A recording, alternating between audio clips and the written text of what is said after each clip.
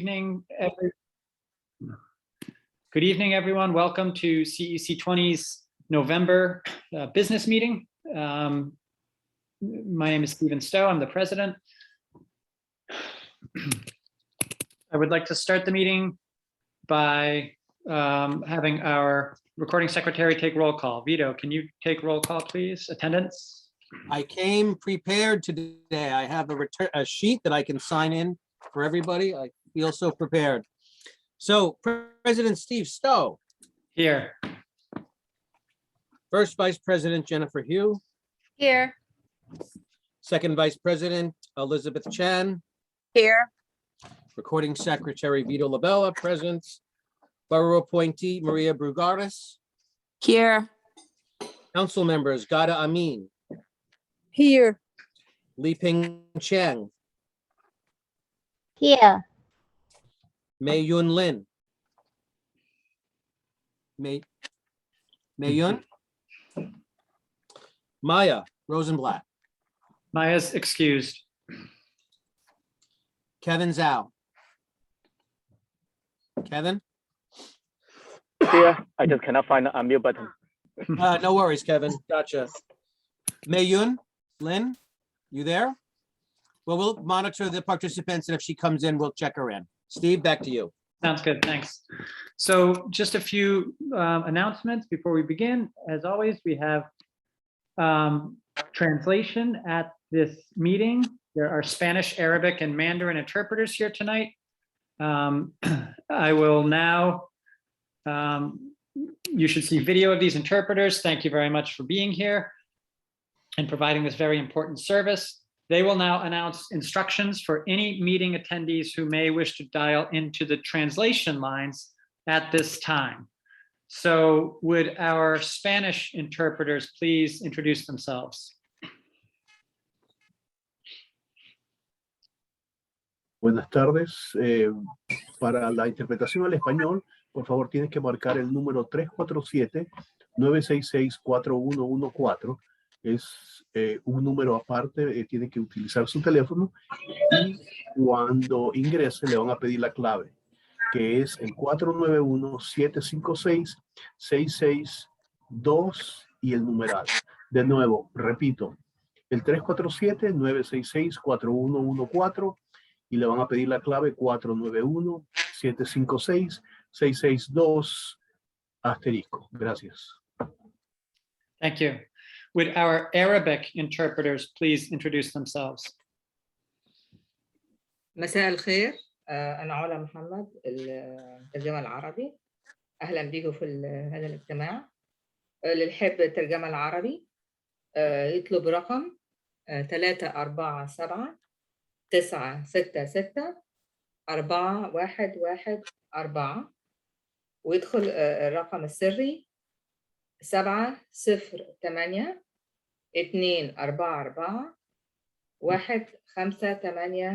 شباك. مرة أخرى الرقم يطلب رقم الهاتف 347-966-4114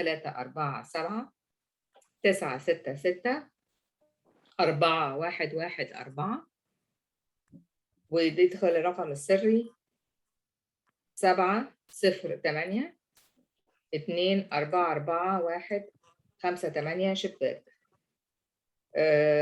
الواحد هيسمع الاجتماع من الزوم ميتنج ويسمع من التليفون الهاتف هو اللي هيبقى فيه الترجمة، فيخلي الزوم على الصامت ويسمع الترجمة من التليفون. شكرا. Thank you. Thank you. And finally, would our Mandarin interpreters please introduce themselves? 你们好，我是你们今晚的中文翻译，我叫李思航。然后现在请你们拨打电话347-966-4114，然后输入密码805-909-802。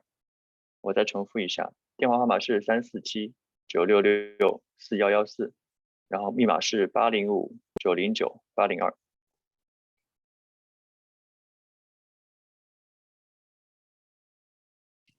Great, thank you.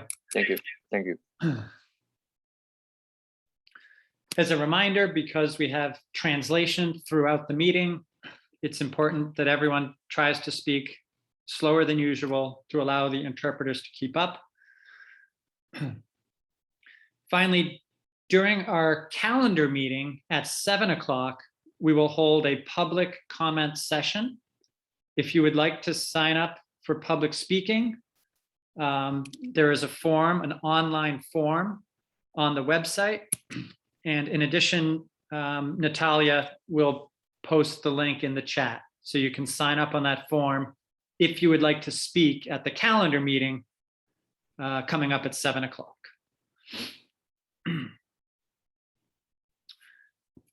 Okay. Natalia, can you share the agenda for the business meeting, please?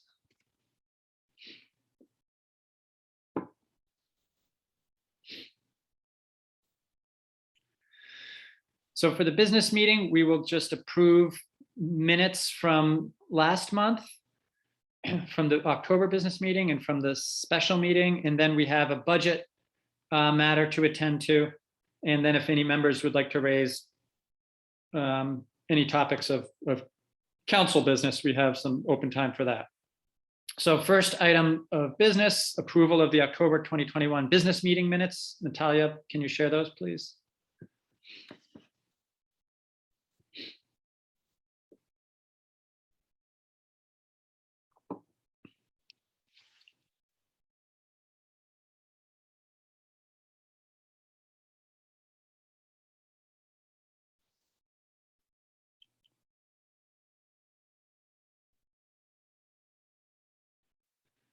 So members, please review the business meeting minutes from October. If you have any comments or changes, please share those.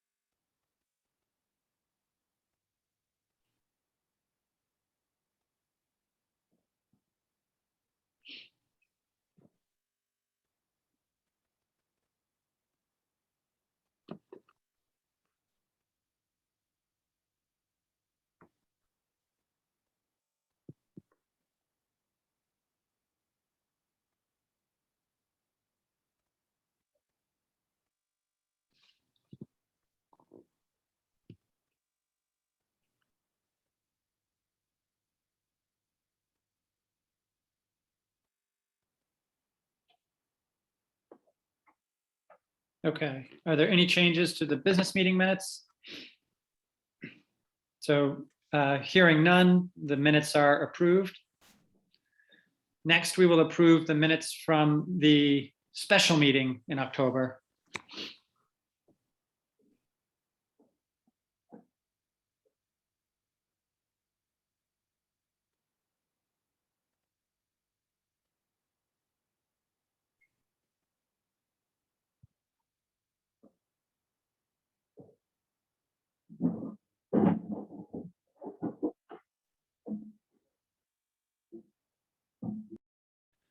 This meeting was primarily a meeting to discuss the hiring, or I'm sorry, the filling the vacant seat on the CEC. And so it was all held in executive session. Any changes? No changes, the minutes are approved.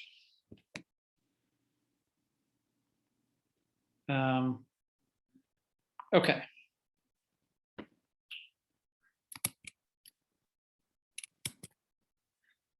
So for the budget, the next thing that we have on the agenda is a budget item. I will introduce Marie. Are you there? Yes, I'm here. Would you like to sort of walk through this? You're aware of the agenda item and what we chatted about, and I'll fill in as needed. Yes, absolutely. So we would like to make a new line item on the budget and name it legislative breakfast. I'm not sure if you wanted to name it something different, Steve, but we Let's call wanted it to events. begin Let's call it events. events.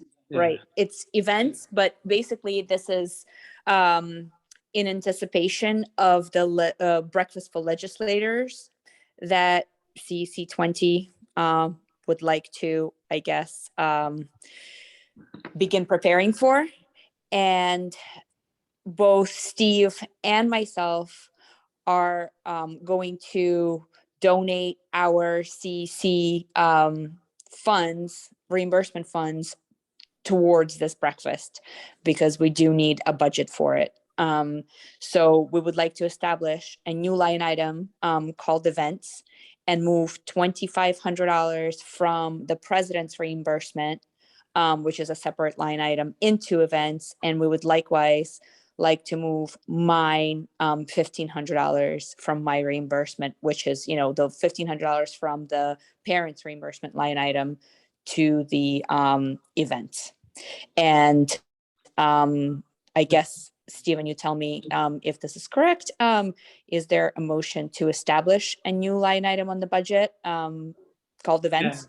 Yeah. And Marie, before you do, I know you're on your phone, so you can't see the screen probably, but Natalia has shared the budget on the screen. So members, please take a second and look over the numbers and specifically. I'm seeing the screen. You see it, great, okay. Yes. Maybe Marie, you can point, I know you've just gotten up to speed on this, but you could look at sort of point out where we're recommending moving the money from. So the line item, basically the line item number 3 that says the organizational category, it says leadership and it says president reimbursement. And there is a budget amount column and it has $2,400 in it. And so that is Steve. Go ahead, Vito. No, I just question the necessity of either you or Steve for doing that when we have other items we can just move around, I think. Well, there's definitely, the supply, like the category of the supplies, for instance, that category does get used up. Then, because it isn't really a lot. And we also believe that perhaps, this breakfast, given that it will be for the legislators, and we might not use all of these funds, but we do believe that as the CEC, this is where we can actually make impact as we get to know the legislators in our district, and we do need a budget for it. And I think we just thought that the quickest way of doing it would be to donate our reimbursements. Well, I thank you. Peter, what do you see? Actually, I think that's a very good idea to meet with the legislators. If needed, I wouldn't mind to donate mine too. And this is and thank you so much. And it's we just think that this is just a beginning. Like this one would be, which is why we're calling this line item events. We're hoping not to have to use all of it for this breakfast, but we do want to establish a precedent of, just basically establishing a budget. And if we don't use all of it, we can move it back into our reimbursements. Is that correct, Steve? That's correct. And just so any council members are not familiar with this is something we've just started talking about the last couple of weeks. I've sent an email or two on it, but I know there's a lot of emails. But what this is a CECs can host events for elected officials. So it could be everyone from US congressional representatives in our district, all the way down to just sort of local, the leader of a local party or a local, a local political club or something like that. And anyone who has sort of some kind of influence on the education policy in District 20, in theory, we could invite. We have just barely begun even thinking about this, so there's no plan right now. I did send out an email asking if anyone wanted to help organize it. Please, please do so. And because it is going to be a lot of work, and we're probably looking at something in January, February at this point. But that actually works out well because the newly elected officials from November will have just taken office. So that's what this would be for. Marie explained everything very well. And Kevin, thank you. And I think for now, I don't think we need anyone else to step up to the plate right now, because this event will probably be held at a private facility, a restaurant or an event space. And so that's where the budget need comes from, as well as the food, the hosting, and any other expenses that go along with it. So yeah, Marie, you can go ahead now. Let's get this done. Is there a motion to establish a new line item on the budget called events? I'll make a motion. I'll second. Great. So the motion has been made. All in favor of the motion to establish a line item called events? All in favor? Aye. Aye. Any opposed? Aye. Was that an opposed or another aye? It was an aye. Okay.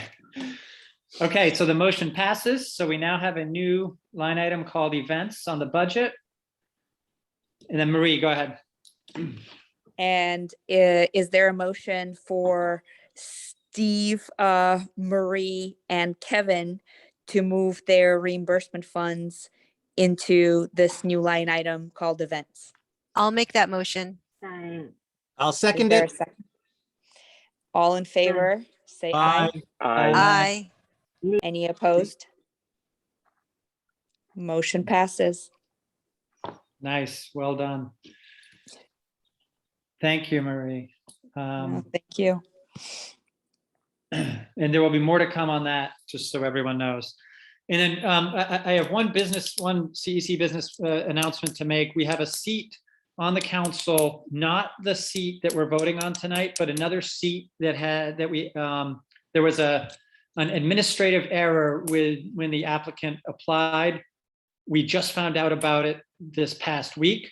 And so this seat is temporarily vacated, and there will be more to come on filling that one in the very near future. Just so everyone knows. I'm so sorry, I don't understand. Some more color on this. This was the first year they did the sort of election process with CECs. And you were supposed to sign up with your NICSA email. There were a number of cases where individuals signed up using their spouse's NICSA account. And the DOE has been it happened in a number of situations across the city. And so the DOE has been going through sort of the backlog of these cases and resolving them one by one. And we had one individual on our council who this situation happened to, but we're going to vacate their seat. And then it's just a technicality that the DOE has done that for us. And we're going to encourage them to reapply for it. So at the December meeting, the expectation is this individual will be, we'll sort of reapply, and we'll hold a vote to bring them back onto the council. That's generally the situation. Does that make sense? Understood. Yeah. And I will stop clicking my pen. Thank you, Jen. We've now finished the agenda. And are there any other items of council business that anyone would like to discuss? Just sort of an open discussion. Can really be anything, but it's not necessarily something related to the calendar meeting or something that we're discussing at the calendar meeting. Any council members, anything to bring up now?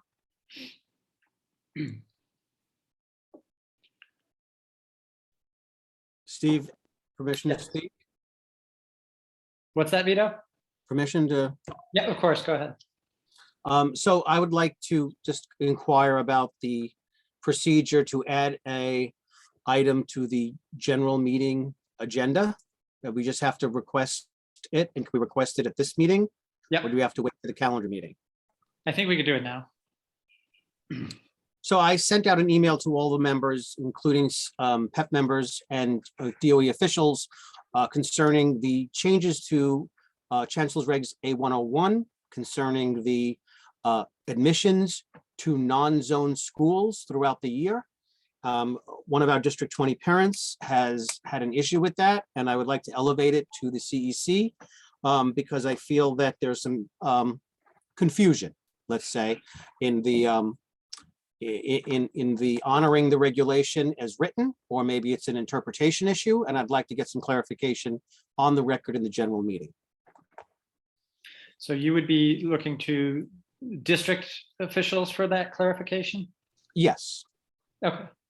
And that would be something that you would want a special section of the meeting for, or could you just ask superintendent during his? I want permission to bring it up to the superintendent in the general meeting. Yeah, I think unless you think otherwise, Vito, I think after Superintendent Peto's comments, you could certainly raise that issue. I don't see why not. Does that work for you? That works for me. I'd like to, I don't know if the superintendent's in there. I don't like to blindside people. I'd like to just maybe let him know that we're going to talk about that. Okay. Yeah, that's, if that works for you, that's when we'll just plan to talk about it. I would like to add a next meeting about, since now they allowed for kids from 5 to 11 to take a vaccine. Is it gonna be mandate in school or not? Yeah, I mean, great question, Gada. You should, and would you like to have, for the next meeting, the meeting in December, you're saying, or would you just like to ask? I'm assuming you'll ask Superintendent yeah. about that tonight. We can, as you like, we can do it today, or But- if it's not prepared, we can do it in next meeting. Yeah, let's do it today and ask him about it Okay. today, and we'll talk about it. And then if we need to bring in an expert for the next meeting, we should have another conversation about it. Interestingly Great. enough, I have a tidbit that several private schools in Manhattan have set a deadline of January 5th for the vaccine of 5 to 11. Like mandated, Marie? Mandated, yes. Wow. After which they are requesting that if parents, do not do it, then they are, requiring a whole family to be tested weekly. So it's just, this is like several schools, there's, several private schools in Manhattan that, this came down the pike and they all have the same deadline of January 5th. So I wonder if that's a harbinger.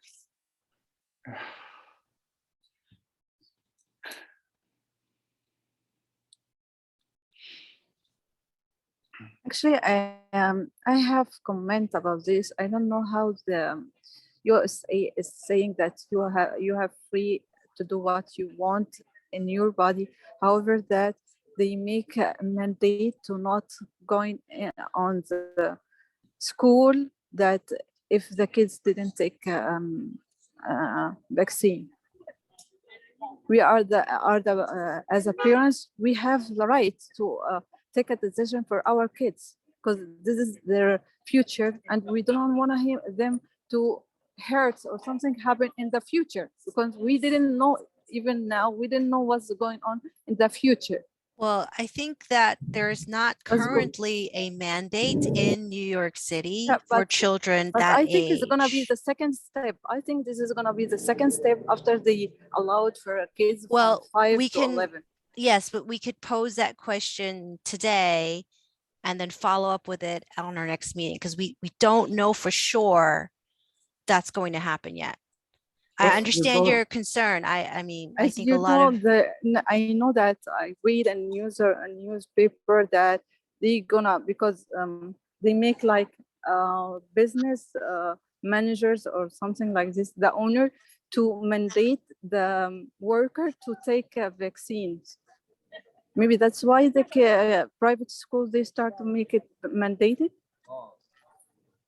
I don't know, but private schools maybe is a harbinger for what's going to come down the public school line, but we don't know because we don't have any official word yet about a vaccine mandate for that age group.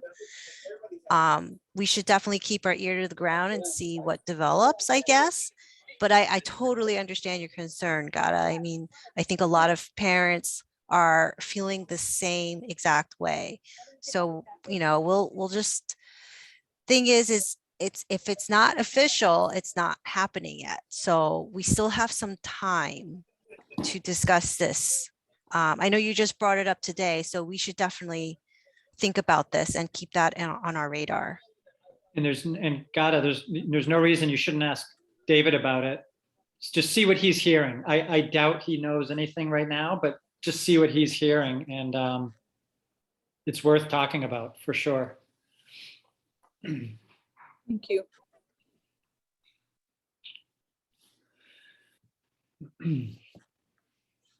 Any other points anyone would like to raise?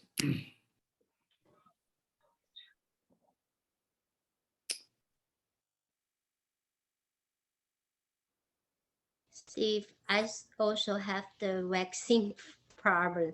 So that problem should wait Deb is here, right? Can you- It means Steve here or Deb here. I forgot that. Can you say that again, Li Ping? I Sorry. say I also have the vaccine problem. So it's need to wait or You want to know, you have the same questions about it. Is that right? no, same question. It's different but about the vaccine. What are your questions, Li Ping? My question is, if my kids already do the vaccine, do the kids still need to do the tests or no? Sorry, still need to do, what was the last thing Yeah. you said? The tax, the coronavirus tax. Oh, she's asking if the kid already took the vaccine. Does the kid need to be tested every day or screening every day?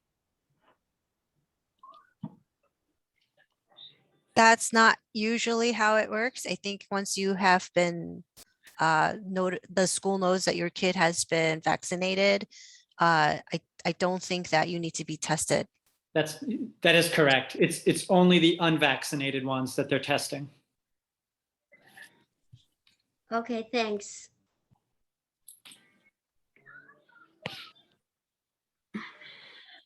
But I think you still have to fill out the questionnaires because there has been vaccinated people that still get COVID. Which questionnaire, Elizabeth?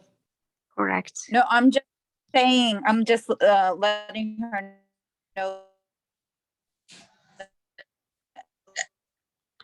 You know, the have to do it before you go in. You broke up, Elizabeth. We couldn't hear you. I got what you say. I know you say still need to fill the due healthy film, right? Phone, right? Every day. Yeah, the health survey. School. Yeah, I got it. Okay, good.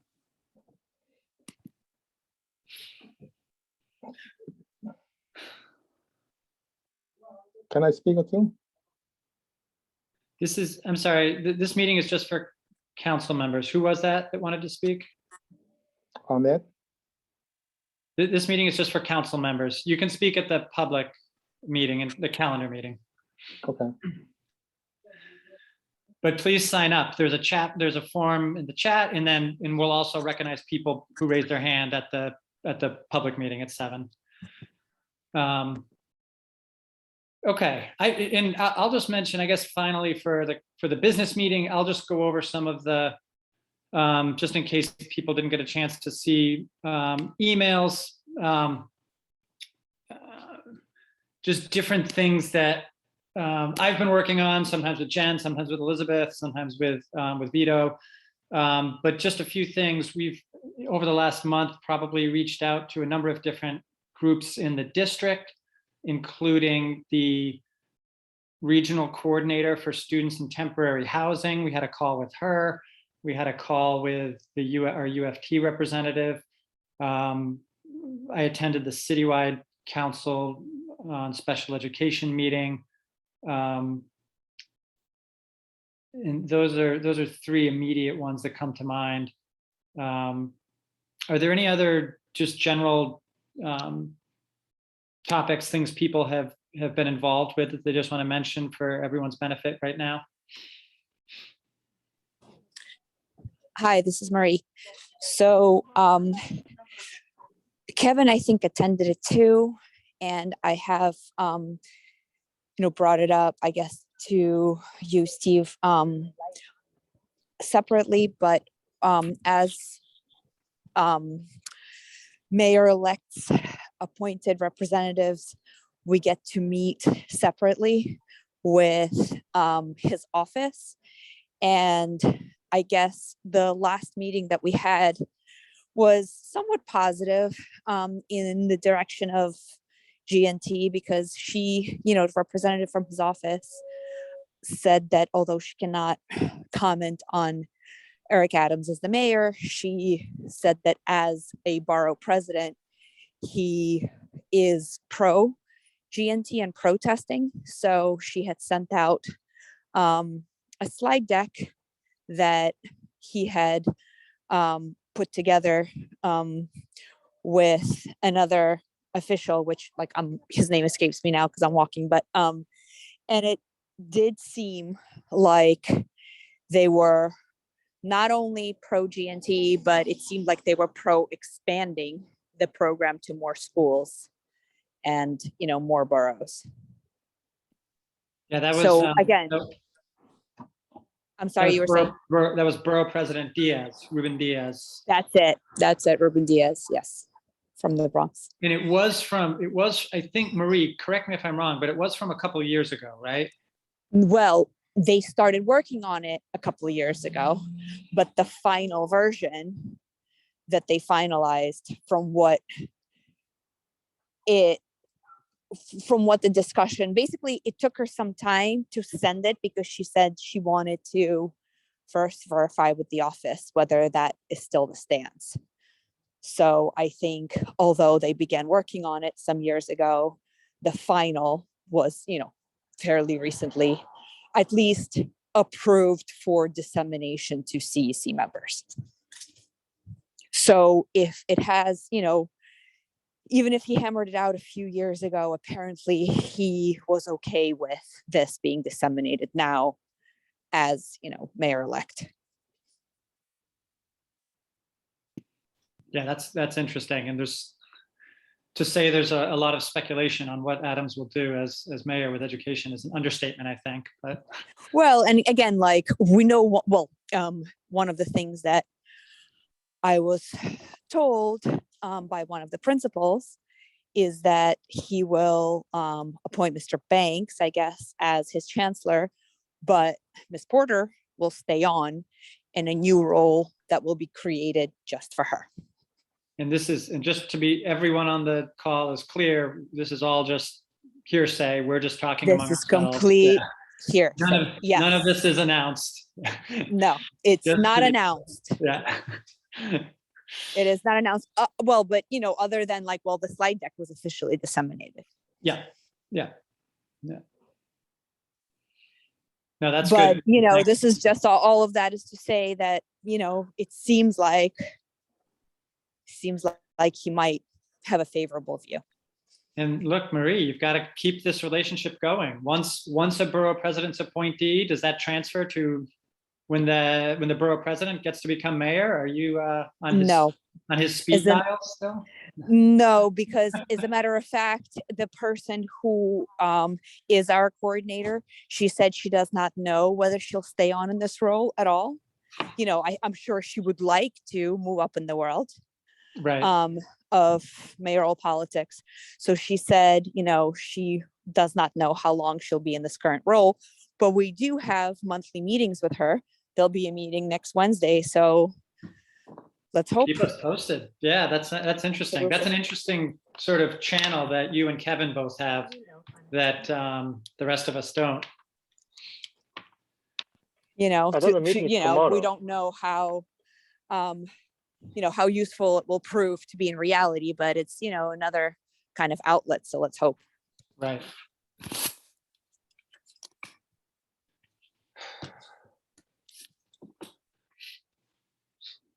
Yeah, and I'll just, you know, since I went over sort of a couple meetings of mine just quickly, but I'll sort of comment a little more color, just if any CEC members are interested. Our UFT representative, for anyone who doesn't know, is Ariel Arroyo. He's new, started a couple months ago. Had a really good conversation with him. He's sort of describing his day-to-day. He's all over the district. The UFT representative basically oversees all 41 UFT chapters at each school. So being in touch with him really helps us to get a sense of what the teachers at each school in the district are thinking about. And then, of course, we also get communication from UFT, sort of the highest level of UFT, what they're doing citywide. So we had a sort of get to know you conversation. He talked a little bit about some of the staffing issues that are going on right now, in particular around special education and recovery services, and how difficult it is to find staffing for some of those positions. And he mentioned it's a question that the state, and superintendent also sort of verified this, the state has to make some, potentially, if the state made some changes to licensing and certification requirements, it could ease the staffing shortage, maybe. And then with our students, our meeting with the director of students and temporary housing in the district, it was really interesting just to get a sense of what those services are that we offer. I'll just be really brief about it, but you can have sort of 5 different categories of students in temporary housing. And every school, for any council members who meet with schools, a thing that you can always ask is, who is your, there should be a liaison in each school that's responsible for tracking the students who might be homeless, in between housing situations, et cetera. And so you can always use that as a point of conversation when you're talking to schools, how they are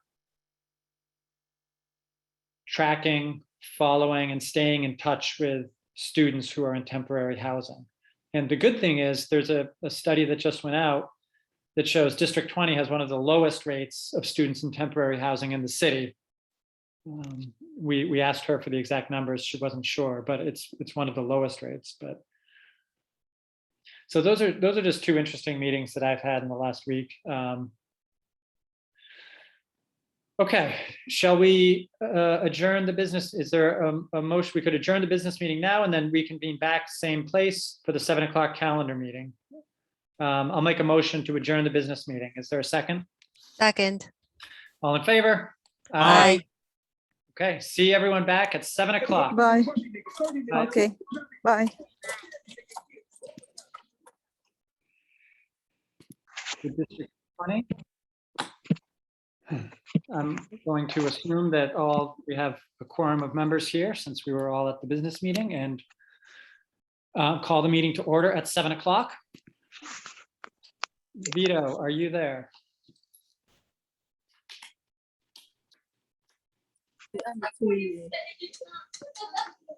Hello. Vito, are you there?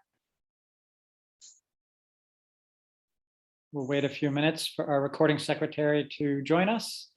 Hello, Hey, Vito. Can you take roll call, please? I certainly can. President Steve Stowe, Here. Vice President Jennifer Hugh, Here. Second Vice President Elizabeth Chan, Here. Recording Secretary Vito Labella, present. Treasurer Maria Brugados, Present. Dada Amin, Here. Liping Jiang, Here. Maya Rosenblatt. Excused? Excused. Thank you. Kevin Zhao. Does anyone see Kevin? He probably is having same trouble. I'm sure he's there. We'll come back to him. Yeah, I'm sure he's here. Steve, go. Thanks, Vito. Okay. As I said a few minutes ago, welcome everyone. Thank you for being here. Before we get started, there are a few announcements I would like to make. First, a reminder that this is a public meeting and it is being recorded. Second, I want to announce that there are Spanish, Arabic, and Mandarin interpreters here tonight. Third, during the calendar meeting, we will hold a public comment session. Before we talk about that, I just want to have the interpreters introduce themselves. Is our Spanish interpreter here? And could you introduce yourself, please, and give your instructions? Hola, buenas noches. Para aquellos que necesiten interpretación de español, por favor, marquen el número, un segundito, por favor, un segundo, por favor. Para aquellos que necesiten interpretación de español, marquen el 347-966-4114 y pongan el número de identificación 491-756-662 y almohadilla. Gracias.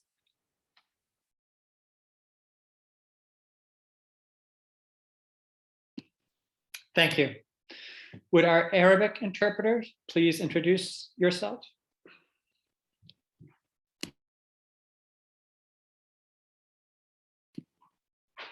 Sorry, you're muted. Sorry about that. Sorry. That's okay. مساء الخير، أنا علا محمد المترجمة العربي.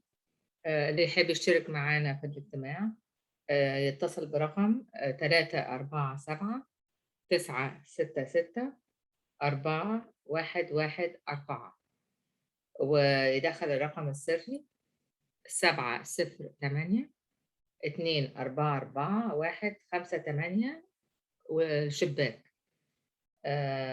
مرة أخرى اللي يحب يدخل معنا في غرفة العربي الترجمة العربي يتصل برقم 347-966-4114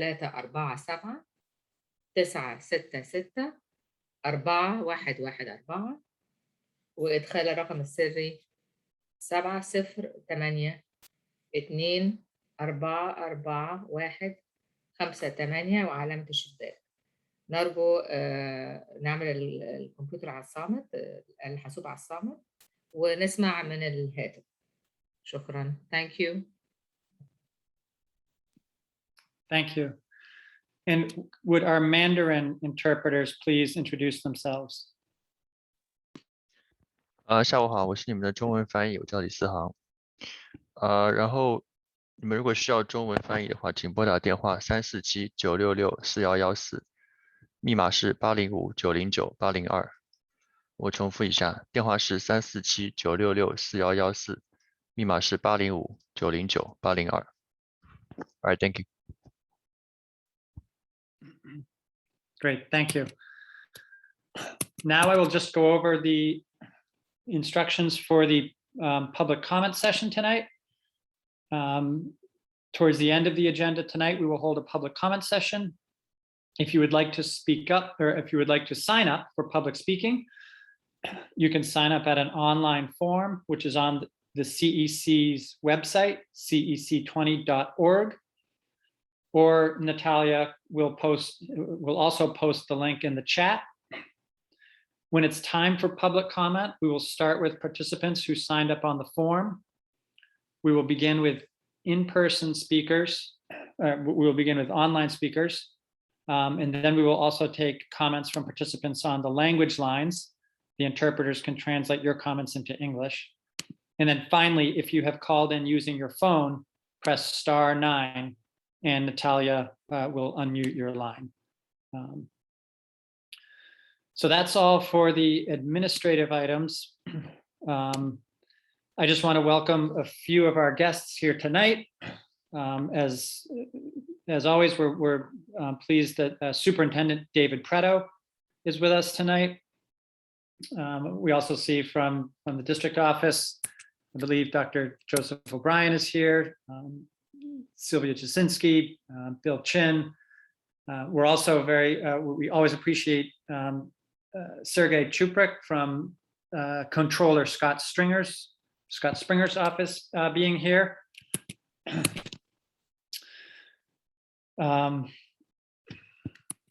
Natalia, can you share the agenda, please? So the agenda for tonight's calendar meeting is approval of the October minutes.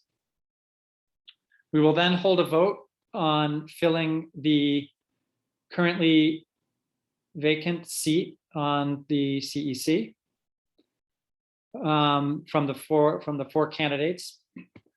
Then we will have the report of Superintendent Dr. David Preto, followed by Q&A with council members. Then we will have the report of the council president.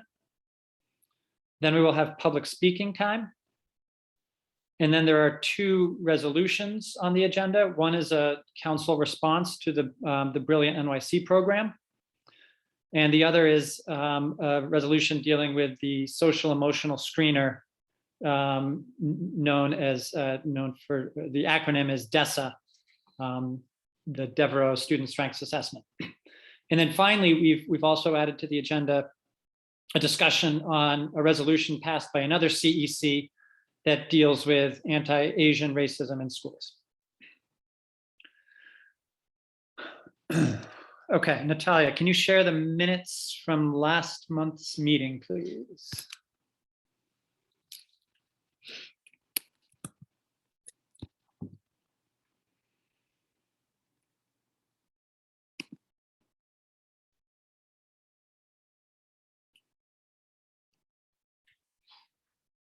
Council members, please review these for any changes or corrections.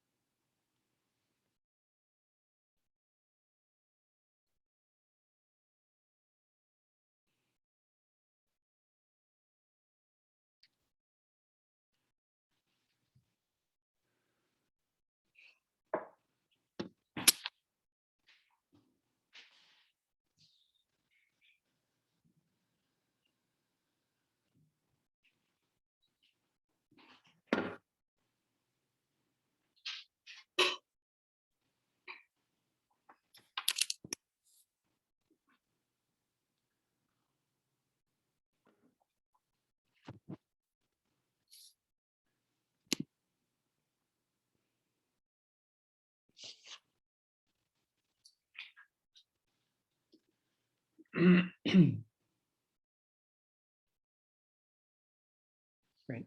Any changes to the minutes from last month? Okay, hearing none, the minutes are approved.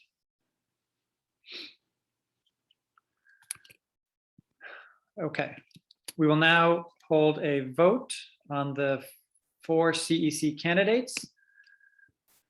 Just as a reminder, the the quorum, or the number of votes required for a candidate to win is 6, which is a quorum of the full CEC. When it comes time to vote, please speak the name of the candidate that you are voting for. We will have Natalia will conduct the roll call vote. If I missed anything, Natalia, Vito, those are the instructions. Please add. Otherwise, let's proceed. Can we please list the names of the candidates? Oh, Right. yes, good idea.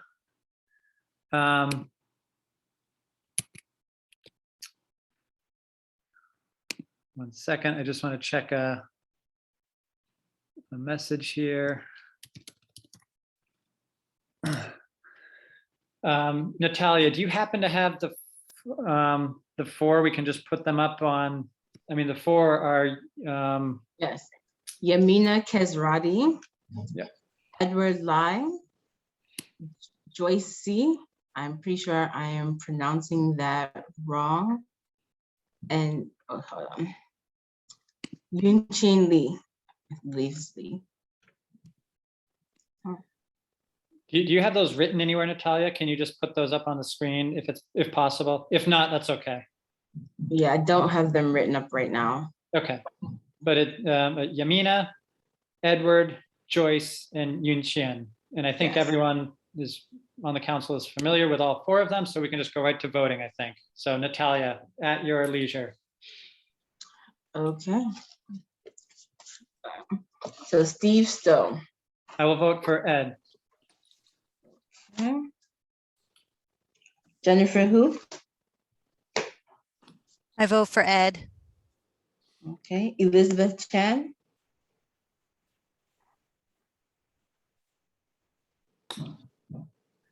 Is she in? Not voting. Abstain. Okay. Vito Labella. Ed Lai. Okay. Marie Brugueras. Ed Lai. Okay. Gara Amin. Yamina. Okay. Okay, Li Ping Zhang. Joyce Xie. Okay. Okay, Kevin Zhao. Joyce. Oh boy. Okay, so no candidate has made 6 votes. Edward with 4, Yamina with 1, and Joyce with 2. Okay. So that concludes the vote. I think we will, it makes the most sense to wait until have another vote until the meeting next month. We are currently missing 2 members as well. So that will hopefully facilitate things in the vote next month. So again, to all the candidates, thank you so much for your patience. As I've said before, I know how this goes. But we're going to have to move on until the December meeting to take another vote. So, yeah, Vito, go ahead. So is Steve on? The other Steve? Steve Weezer, he was. Hey, Vito, bouncing- I'm here. There he is. So I have some procedural questions. Since we technically have 2 vacant seats, how do we do this? Do we have to open it up again? Can we just vote? We can't vote for just 1 seat. How is that going to work, Steve? For next meeting? Yes. Yeah, you do 2 votes for 1 for each seat. I'm sure you'll have some other applicants or reapplicants for the other vacant seat that you currently have. The one that was vacated today, and then it's up to the council to vote on 1 and then vote on the second one. So we have however many, so we can't separate them. So we have to open this up, and however many more candidates we get. Yeah. We go into a pool, and then we have 1 vote, and the person who wins, if anybody does, Mhm. they they get taken out, and then we have a second vote for the remainder. Is that correct? Correct. Yes, Okay, thank you so much for the clarification. no problem.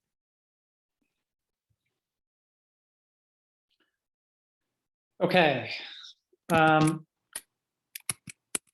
Moving on to report of Superintendent. Dr. Preto, are you there? I am. Good evening, everybody. Steve, how are you? Hey, good, thanks. The floor is yours. Thank you. Good evening, council, and good evening, District 20 community, principals, parents, and other community members. It's good to see everybody, and I hope everybody is well. I will report on 3 pieces. I'll give an update about our academic screener progress. I will give a brief update about the DESA SEL screener, and I will discuss our community engagement and next steps regarding Brilliant NYC that we had last night. So first, I just want to follow up on our continued reporting around our data-driven instruction focus in the district that we engaged in since the spring. We piloted iReady in the spring. We've used it district-wide in reading in grades 3 to 8 and math in grades K to 8 as our district-wide screener. We have completed the assessment. I want to thank all the principals for their incredible diligence to get us into close to 99% of all children being assessed. In reading in iReady, we assessed over 25,000 children. In math, we assessed over 31,000 children. The Acadians screener was the one that was approved and selected by our schools district-wide for reading in grades K to 2, so those results aren't reflected in these numbers, and we're still waiting for those final tabulations in the system. That system took a little bit longer to upload those results, but the results from the reading screener were similar in terms of focus areas in the district from the spring, vocabulary and reading comprehension in both fiction and informational text. And we noticed for grades of focus that grades 6 through 8 both had a higher percentage of children who were performing at or above grade level, as well as the highest percentages for children performing below and far below grade level. So that was an interesting noticing as we continue to dig into the data a little deeper.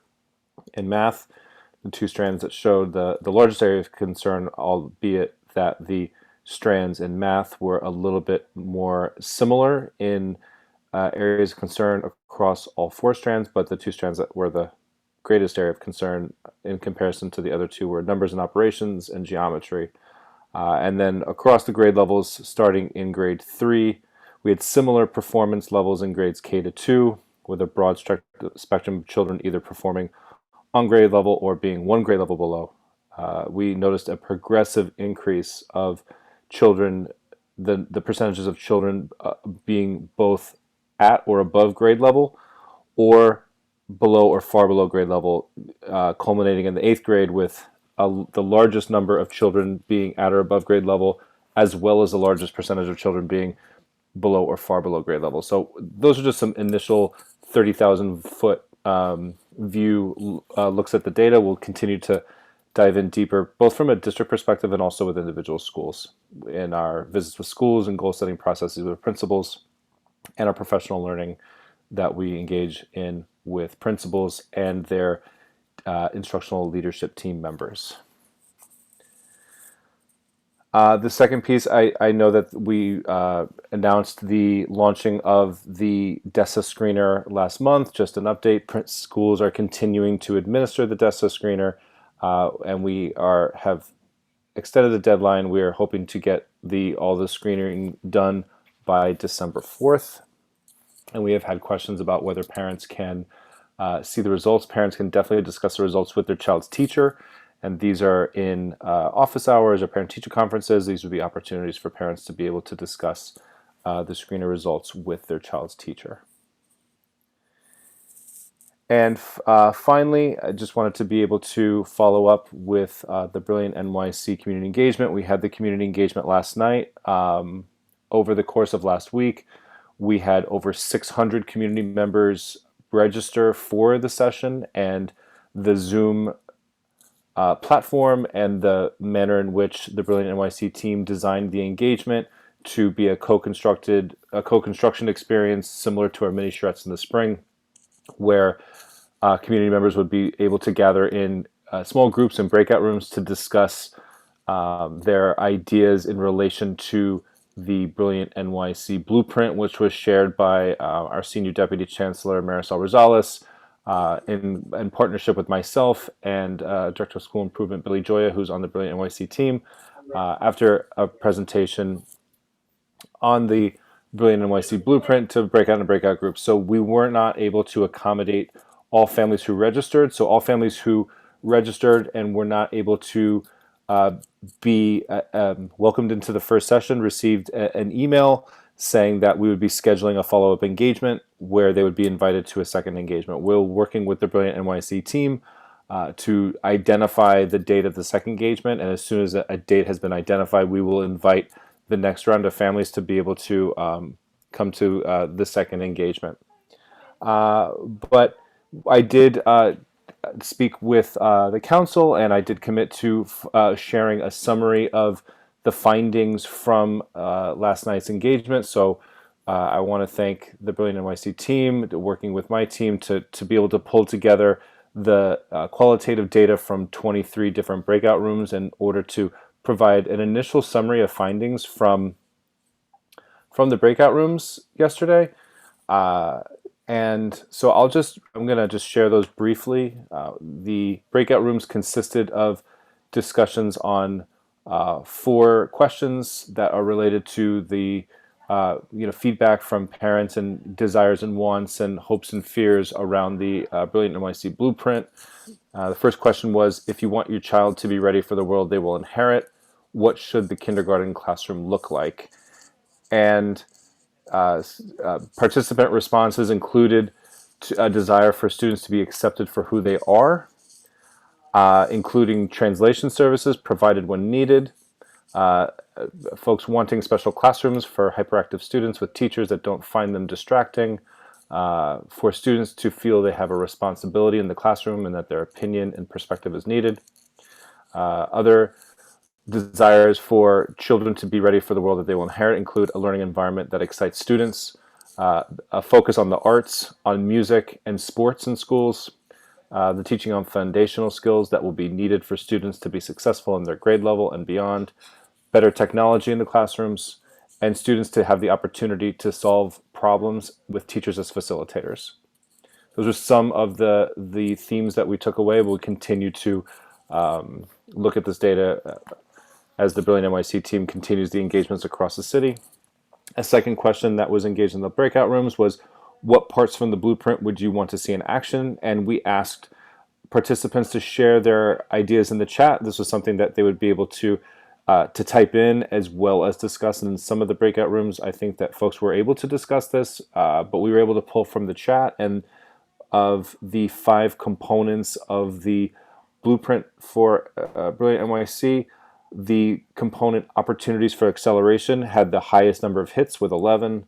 Number 2 was seeing children for their strengths with 6 hits in the chats, and individualized pathways was the third with 5. The third question we asked was, what's your greatest hope for Brilliant NYC? And responses included that the changes for Brilliant NYC will be implemented in higher grades currently. And last night's engagement was focused purely on kindergarten and the effort to train kindergarten teachers in methods that would support the accelerated experiences for all kindergarten students. So that's the context for that response.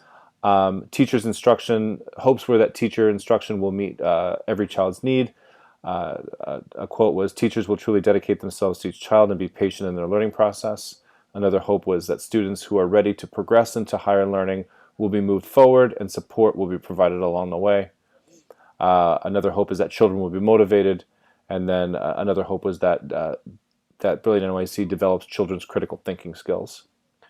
And then a fear. So there was some fears. One fear was that there would be too much pressure or stress put on students, and parents wondered if this would be beneficial to focus on a strength-based approach so early in life.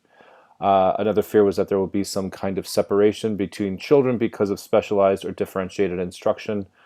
Another fear was that teachers will not be patient.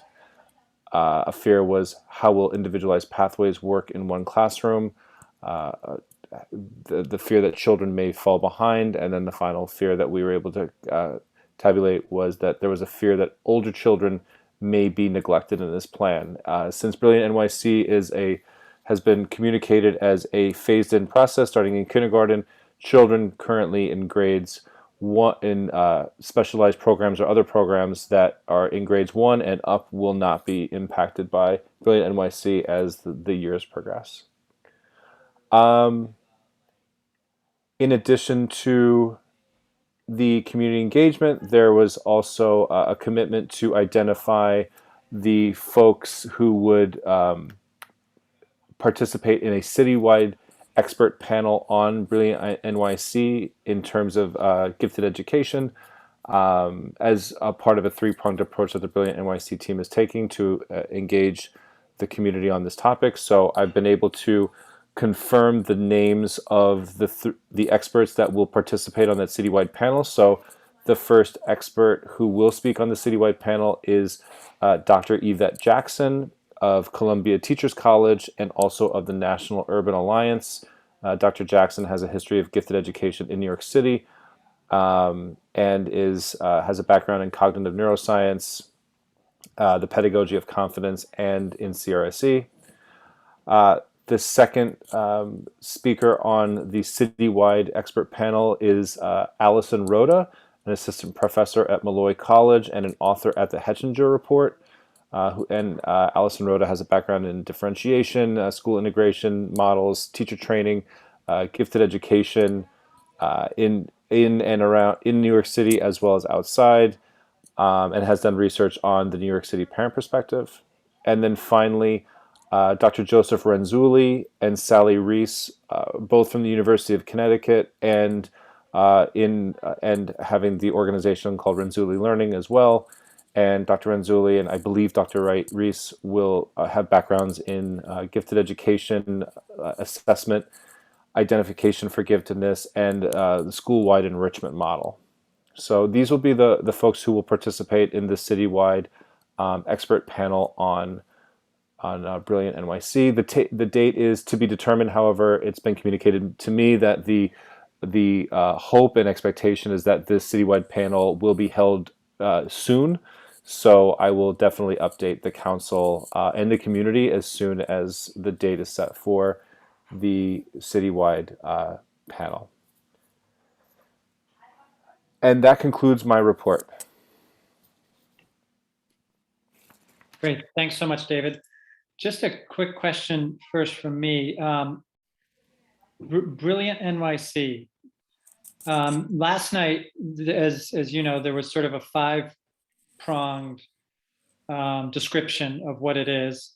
Two of those parts being accelerated learning and individualized pathways.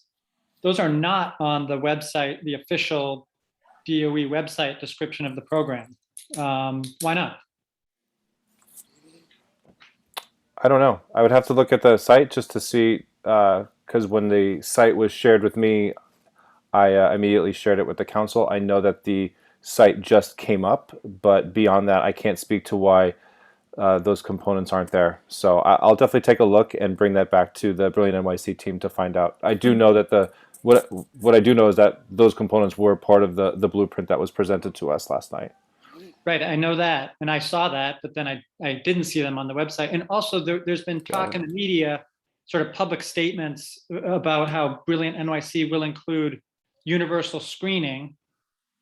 Although that's really as much as I want to say, because beyond that, there aren't very many details about this quote unquote universal screening. But why isn't there more information about that available either last night or on the website?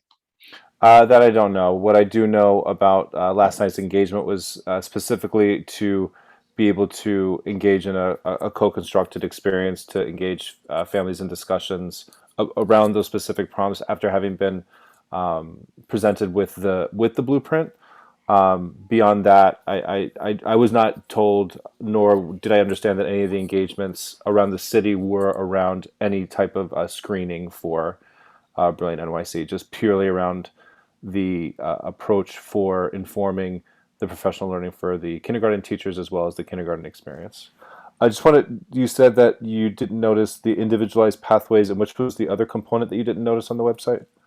Opportunities for acceleration. Got it. Okay. I'll check up on that.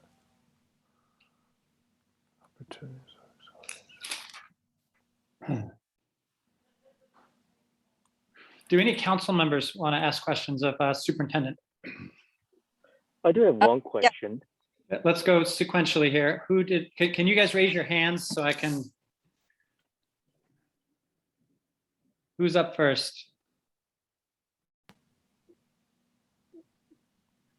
And this is council members only. I'm sorry for.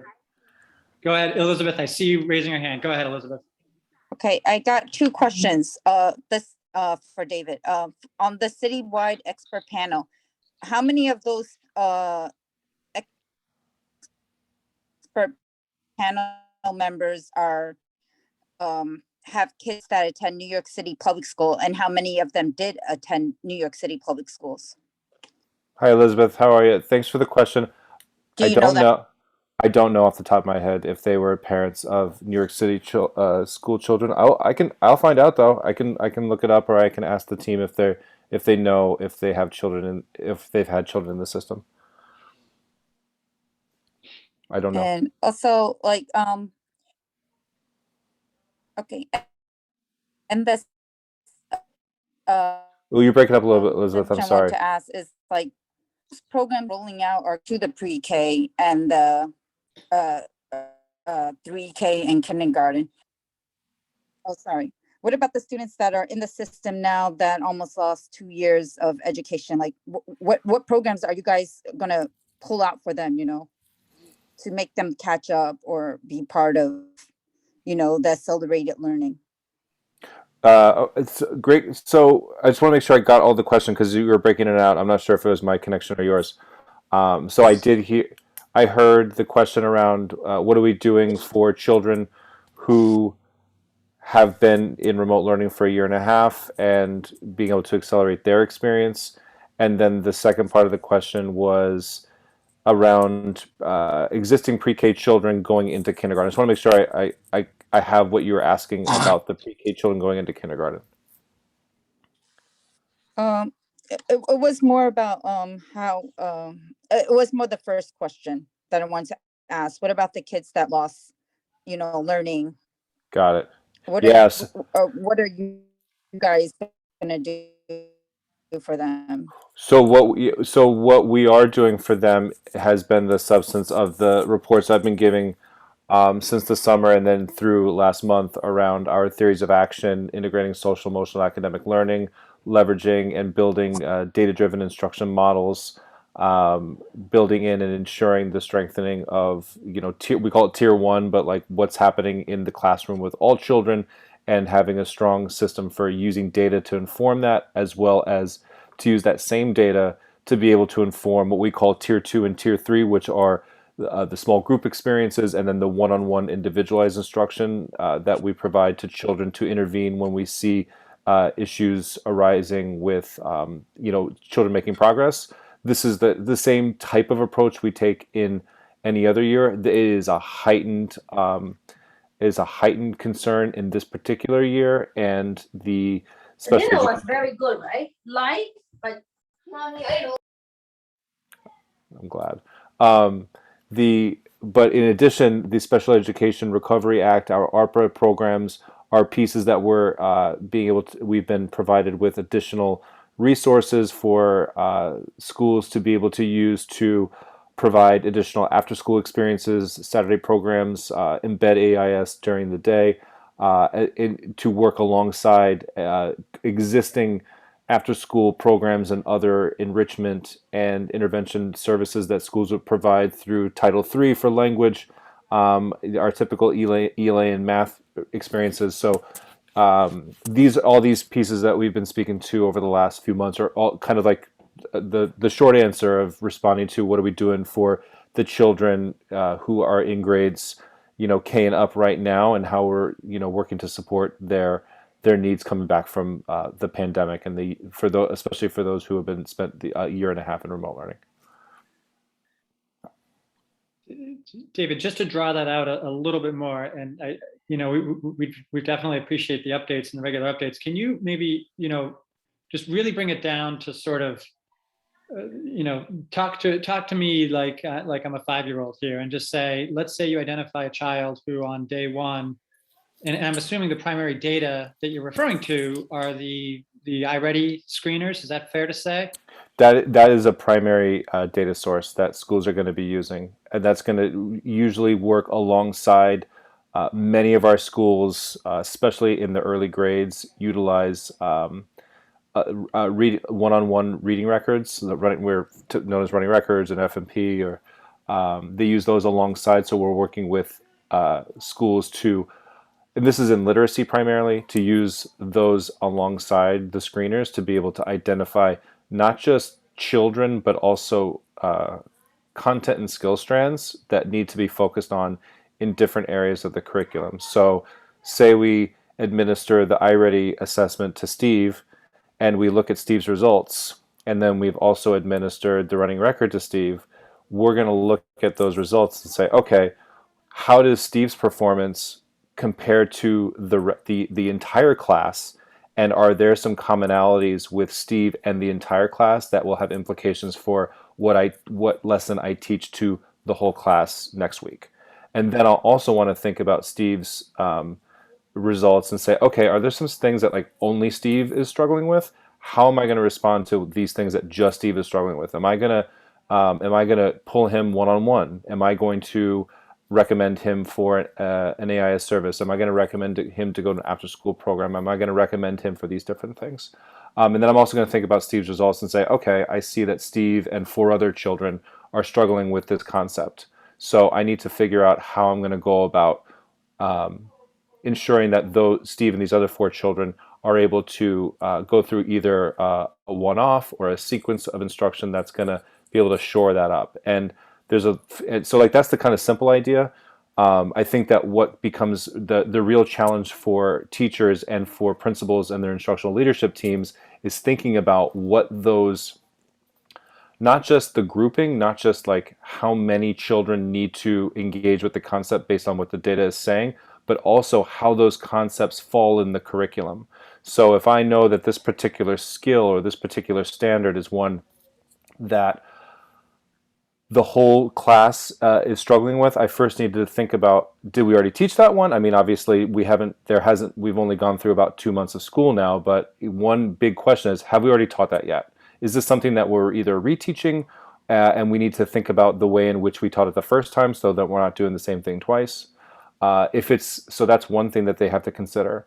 If they haven't taught it yet, it's okay, where in the sequence does this standard or skill lie? And is this something that is like of high priority? Is this a big barrier to either a next layer of instruction? And this happens, it happens in literacy, although things in literacy tend to spiral onto each other. Whereas in math, it's very sequential with a lot of the concepts. So we really need to make sure, if everyone's struggling on something, do I have to think about some prerequisites that the children are going to need in order to be able to access those pieces before we get into that? And we could keep going, but like, there's a lot of different things that they're thinking about. And one thing that is, of real importance is that the data.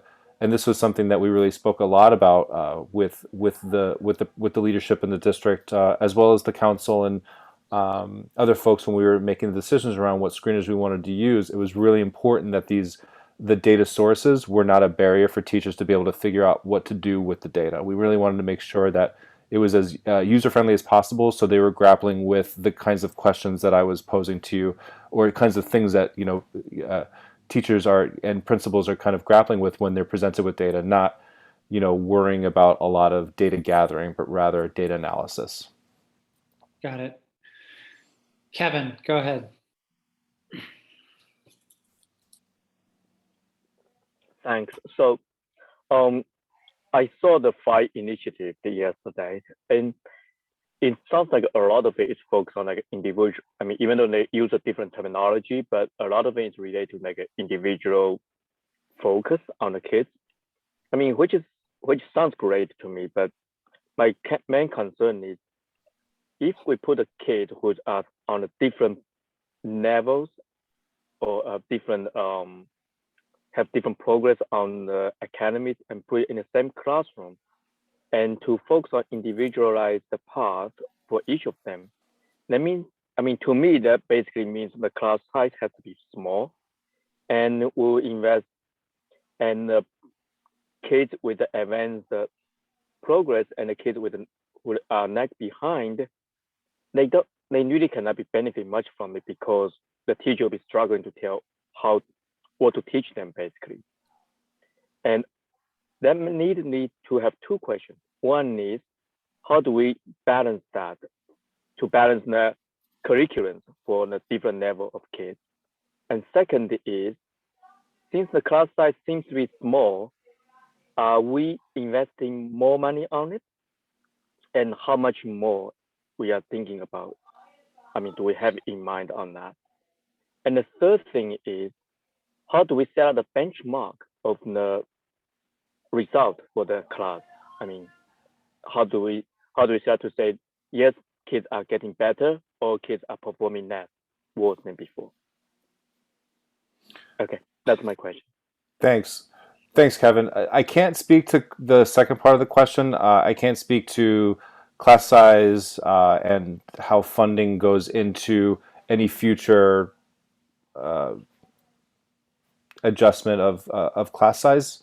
So what I can speak to, however, is our approach in the district around how we go about determining what those kind of individualized pathways could look like. It always comes back to data. It always comes back to what children are strong in, where children need support, and then using that information to be able to craft a plan. I think that's the kind of basic idea. That was also in line with what the Brilliant NYC team last night was speaking to. And the individualized pathways in the Brilliant NYC blueprint was one of 5 components. There were 4 other components. So I wouldn't say that it's just about individualized pathways.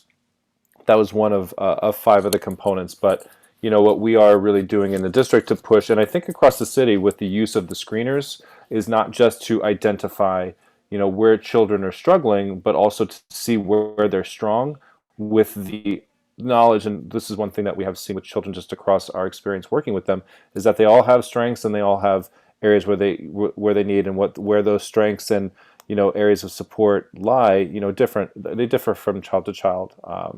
So that we really are looking to use these data points as a starting point. It's not the end point, it's a starting point to finding out where we want to craft the experience for that large group of children, the small groups as I described before, and then where necessary, like with the individual children in the existing model. As far as how it folds out in Brilliant NYC and any future implementation of the blueprint, I can't speak to it. But what you can expect in the district is that approach taken by your school. And then your third question was, oh my God, Kevin, I'm sorry. Can you tell me the third part of your question? I just want to make sure I answer it. How do we set in the benchmark? Thank you. Yeah. So currently, what we as in New York City, New York State, in grades 3 to 8, all the children have to take the state exams and ELA math that we're accountable to them. 4th and 8th, we take the science exam. Nicest for multilingual learners, we have the nicest class. So we have state assessments that ultimately are the summative assessment for our children in a few different areas, and that's just the starting point that we use typically to work backwards in terms of creating benchmarks for children who are in various levels of their development in relation to that assessment, because that ultimate assessment is the cumulative performance of the standards that New York State has designated as the ones that children are going to be assessed in. in that year. So we work backwards from there in order to use that as our starting point to determine what's above grade level, what's at grade level, what's approaching grade level, and what's below grade level. So that's the starting point that we use, and you really look to work backwards to put children on a pathway to being able to progress from where they are. So depending on where a child is, we want to set benchmarks that are high, rigorous, challenging, but also reachable, so that we're ensuring that all children are moving ahead and moving forward. So that's the method that we are working with principals and their instructional leadership teams and teachers in order to set those high, rigorous yet attainable goals to ensure that all children are progressing. A quick follow-up to that, David. Yeah. So Brilliant NYC, individualized instruction, is this envisioning all children having an individualized education plan? You mean like a individual education plan, like an IEP? I mean, the terminology is obviously used for students with disabilities, but again, when we're talking about the Brilliant NYC, individualized education, is every child in a class supposedly going to have their own individualized, educational sort of, pathway that the teacher is going to be responsible for knowing and teaching to? I think that with it being included in the blueprint, I think that is one of the goals of alongside the other goals, is to be able to perhaps forge a pathway for all children to be able to. I remember hearing a lot in the blueprint around a strength-based approach, seeing how the strengths of children can be utilized to support their development in the areas where they do need, and how those things would be different. So. But as far as connecting it directly to the language of, individualized education program for the students with disabilities, I can't speak to that connection. It's not that. I just used it because they were the best words. Let's call it IEP lowercase. Okay. Okay. I don't see how. I mean, I'll just say this right now. I don't see how a classroom of 30 kids, all with their own individualized programs, can be run by one or two teachers. So I think that's a little unrealistic about Brilliant NYC. But. One of the what you described is the challenge of all of our our public school teachers, and it's and having done it myself, and all of our principals having done it as well, and working with their staffs who do face that challenge every day. It's why the job is as the most challenging thing there is to do, alongside being the principal of the school, and also why we're really working hard to provide for all of them a roadmap and a pathway and approach to how they can go about meeting those needs, because that is the reality that all of our teachers in the district will wake up to tomorrow and the next day, not Thursday because they have the day off, but you know what I mean. So wouldn't it make sense, right? So wouldn't it make sense to group students with similar abilities? Yeah, it's a big question. It's something that in a district, in a city where there are large numbers of children coming from a variety of backgrounds, there's always the question for how we go about placing children in the same classroom.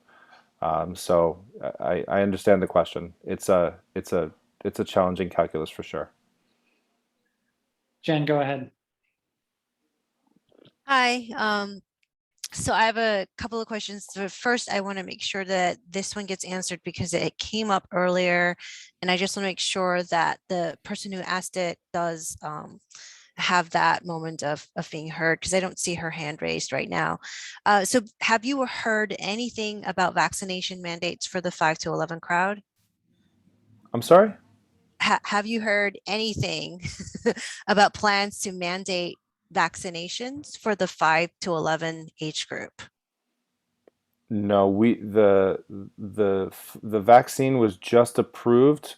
Yes. Through emergency youth authorization. So we yesterday just started with the pop-up sites at various schools.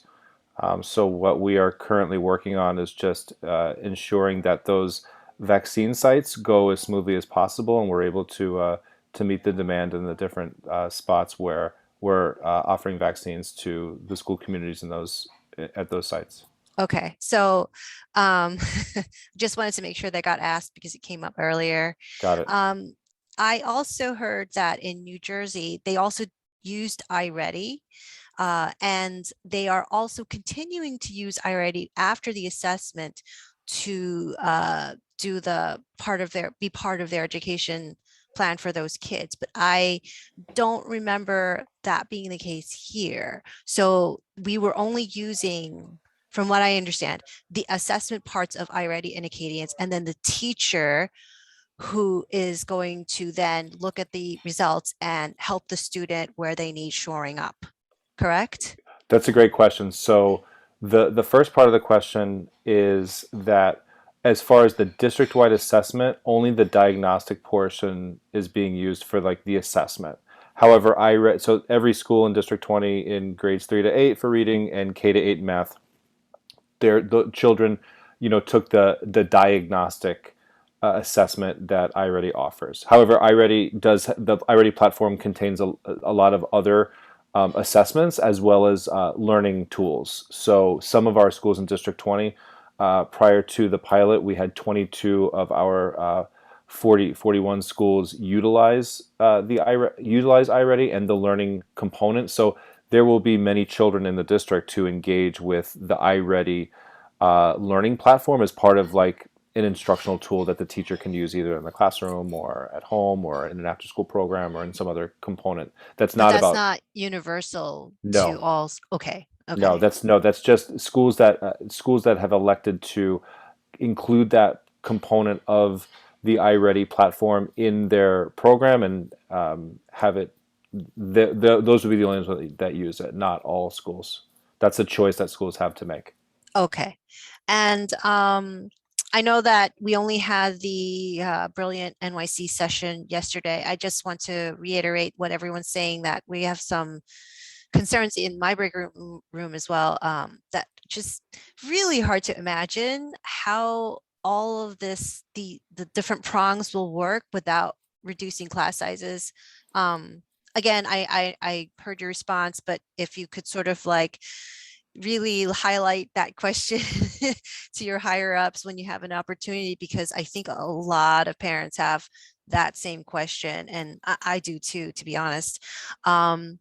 And the last thing that I keep asking for, and I know you probably have been very, very busy, but when you get a chance, I would love to see some of the links to some of the research being spoken about, maybe a few papers published by some of the expert panelists that you had mentioned earlier as well, just so we could be more familiar with the research and behind it, see how many kids were in this research, methodology, what kinds of questions were used, and how they came to that conclusion based on the data.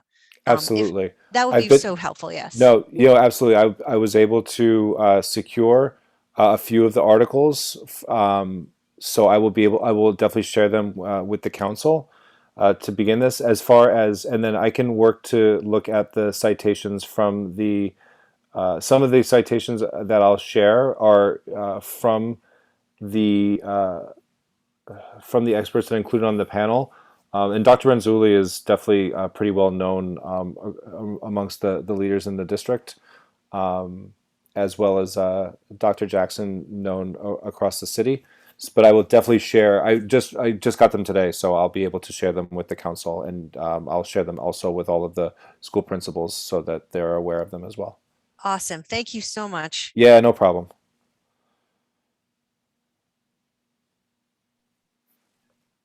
I just want to take one pause. There was a parent who wanted the Mandarin line, and I see that the number is in the chat now. If for whatever reason that doesn't work, that parent can't connect, Kevin, please let us know. But hopefully they can get the number in the chat there. Vito, go ahead.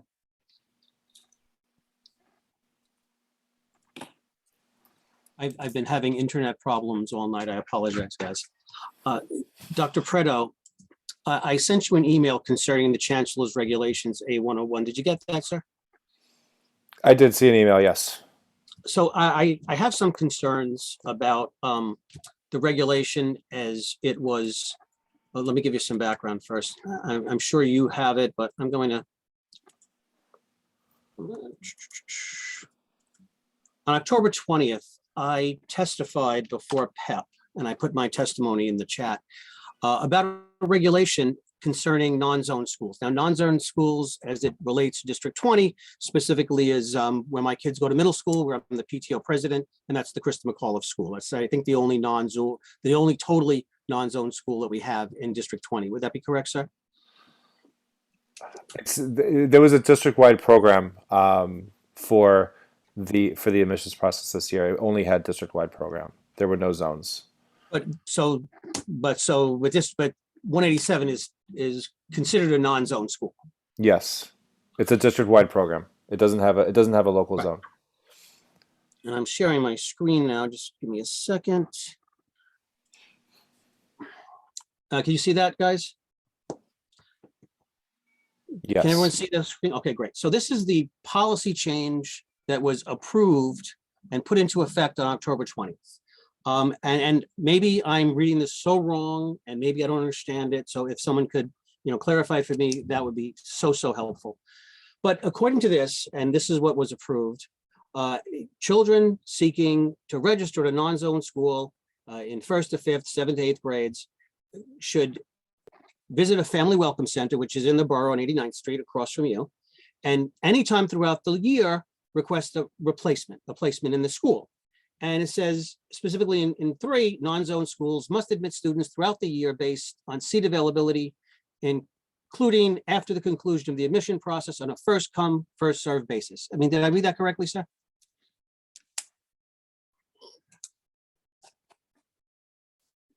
The reason I'm asking is there's no qualifiers that I see. I don't see, it says, well, not now because of COVID. It was passed during COVID. I don't see anything that says only for certain conditions like safety or emergency or moving into the residence. It just says very clearly that if a parent wants to go to a non-zone school and there are seats available, that they are allowed to go to that school throughout the whole year, anytime between, September and June. Can you tell me if that is the District 20 policy and if they are following this brand new regulation as it was passed?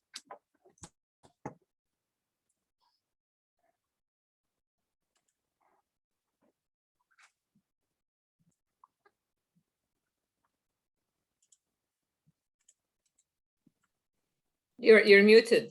Superintendent, you're muted. Sorry, there was something happening over. That's why I muted myself. It's a Chancellor's regulation, so it's citywide. There's not a District 20 policy. What's the question, though? The question is, and I have permission from the individual, I testified that I had a problem with this regulation because I believe that because of the lack of transparency and the lack of, basically the lack of information, that parents who would want to go to the school are not going to know that the seats are available. And if they do apply to it, that they won't be allowed to. And a parent, sure enough, who I know wanted the school, put in for it and was told that District 20 doesn't allow it to happen. And they're all saying, they're saying a bunch of stuff, and I'm allowed to speak to this because the parent wants me to elevate this concern because I raised this concern at PEP and it was disregarded. Are enrollment numbers secret? I should be able to call up any principal and say, do you have seats available in your school? I mean, that's not secret. It's an SLT issue. It's a budget issue. It shouldn't be a secret, should it? I don't understand the question. There's several questions. There's a parent that is being denied. There's being denied their right to come to a school after this regulation clearly, in my opinion, clearly allows them to do so. And it's very concerning for me because it raises the issue that I've raised again and again, which is the lack of transparency and the appearance, at the very least, of impropriety. Well, transfers are referred to the enrollment office, like, the Family Welcome Center, and they're reviewed on a case-by-case basis. Usually those decisions are made by the enrollment office. Sometimes they will come to the superintendent's office or my office. Beyond that, I'm not going to discuss anyone's individual case in a public meeting. We're not naming any names, and I'm saying in general, if there are seats available, and it should be public knowledge if there are seats available in any school, and that parent wants it, is there any reason based upon this regulation to deny them? Why would you say it's a case-by-case basis? It I would doesn't have- say case-by-case basis. I'd have to say that it would be taken on a case-by-case basis. So that contradicts what it says in here, which is it's supposed to be filled on a first come, first served basis.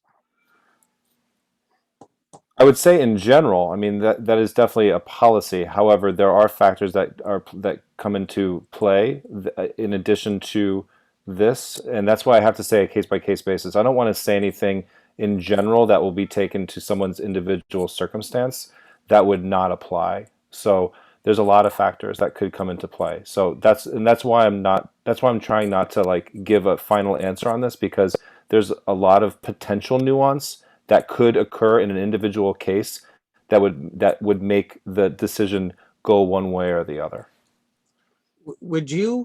May I ask you, our enrollment numbers in real time, is that privileged information?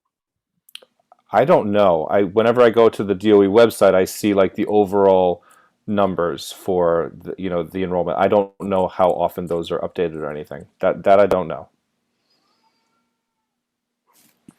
What about at the school level, Superintendent, just on a daily basis at the school level in the district?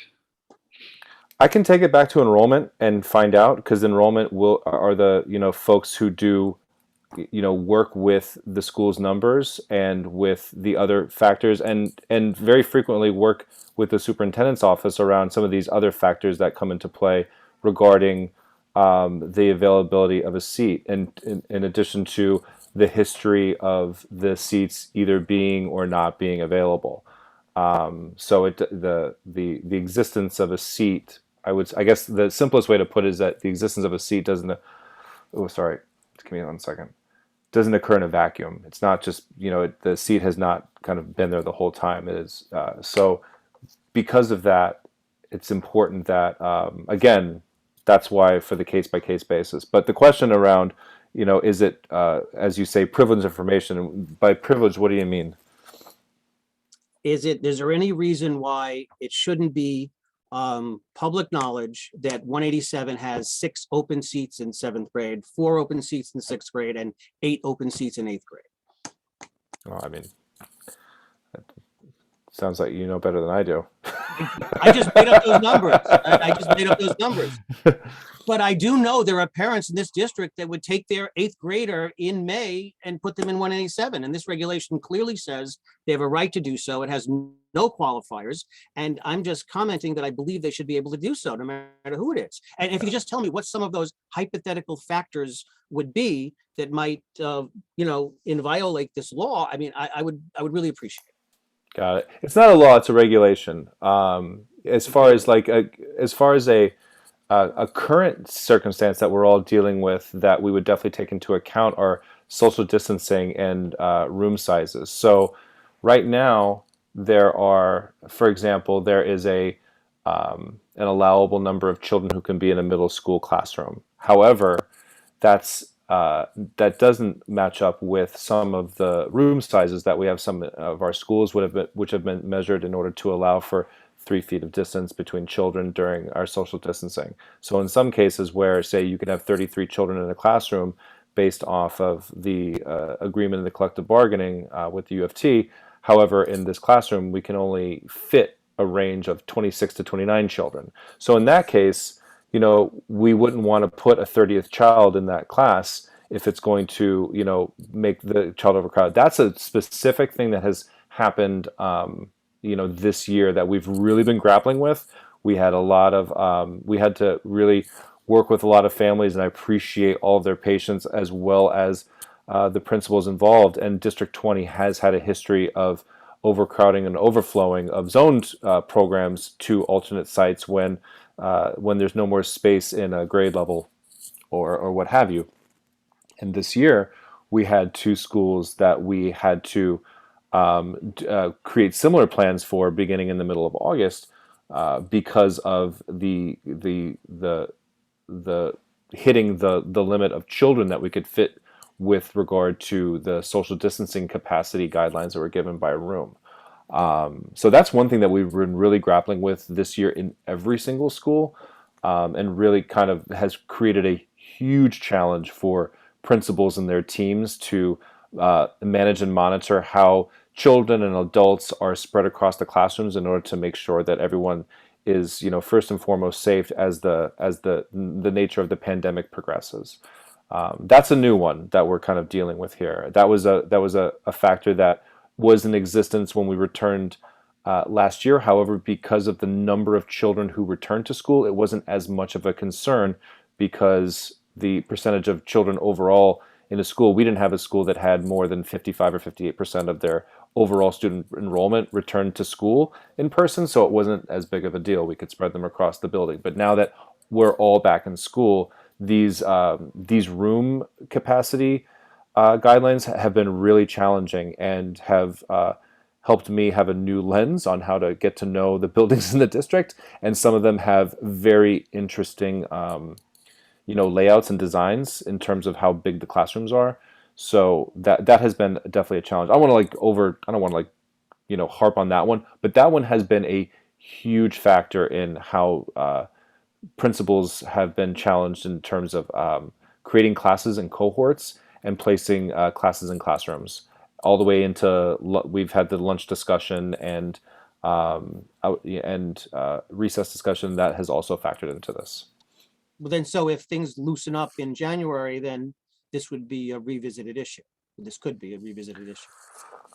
I don't know. Like what I do know is that I'm definitely going to take this question back to the enrollment office and see. But and in terms of the question around how you say privileged information around the number of seats available in a grade level. But I will say that both in my experience as a district leader as well as a school leader, that seats on a grade level do carry some potentials with other factors, most notably and newly this year and relevant for safety-wise is room capacities, but there's other factors that can come into play that do really demand a case-by-case review of a request that you're referring to. Let's move on this one. Thank you, though, Vito. Thank you. Thanks. No problem. Okay. Any other council members would like to ask Superintendent a question? And if not, I'll move on to my president's report. Okay, I don't see any hands. So I just want to make a few quick comments on things that we're working on, and then I have some observations about the Brilliant NYC presentation last night.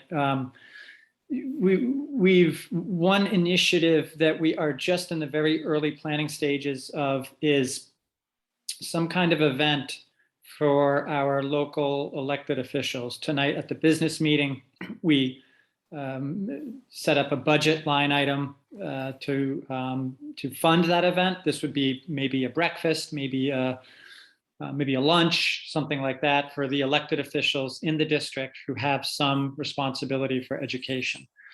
That will be time consuming. It will probably not happen until 2022, but we are really hoping that can be a good event for District 20. I've had a few just outreach meetings over the last few weeks since our last monthly meeting, talking to individuals in the Department of the Students for Temporary Housing, talking to in contact with our new UFT representative, Ariel Arroyo, trying to get a better handle on some of the staffing shortages. And I talked to Superintendent Preto about this, and especially how it affects our students, the students, special education students who are supposed to receive recovery services. These are all different things that we've been working on and just sort of thinking about, and would obviously love to hear any feedback from the community on any of these issues. As far as Brilliant NYC goes, I'll just sort of share, these are my personal views. And I certainly welcome any council members to share theirs during the discussion later tonight. But I thought the presentation last night was disappointing. I expected more or less what I got. We know, from my perspective, we know definitively that Brilliant NYC is not a replacement for the Gifted and Talented program. It's something completely different. I guess that wasn't obvious to me until last night, but it really is, in my view, especially given, and maybe this will change, but especially given that there's really no mechanism to currently in Brilliant NYC to identify academically gifted elementary school students. It's sort of this everyone is gifted approach, and there's no specifics as of yet on how do you identify gifted students and how do you meet their learning needs.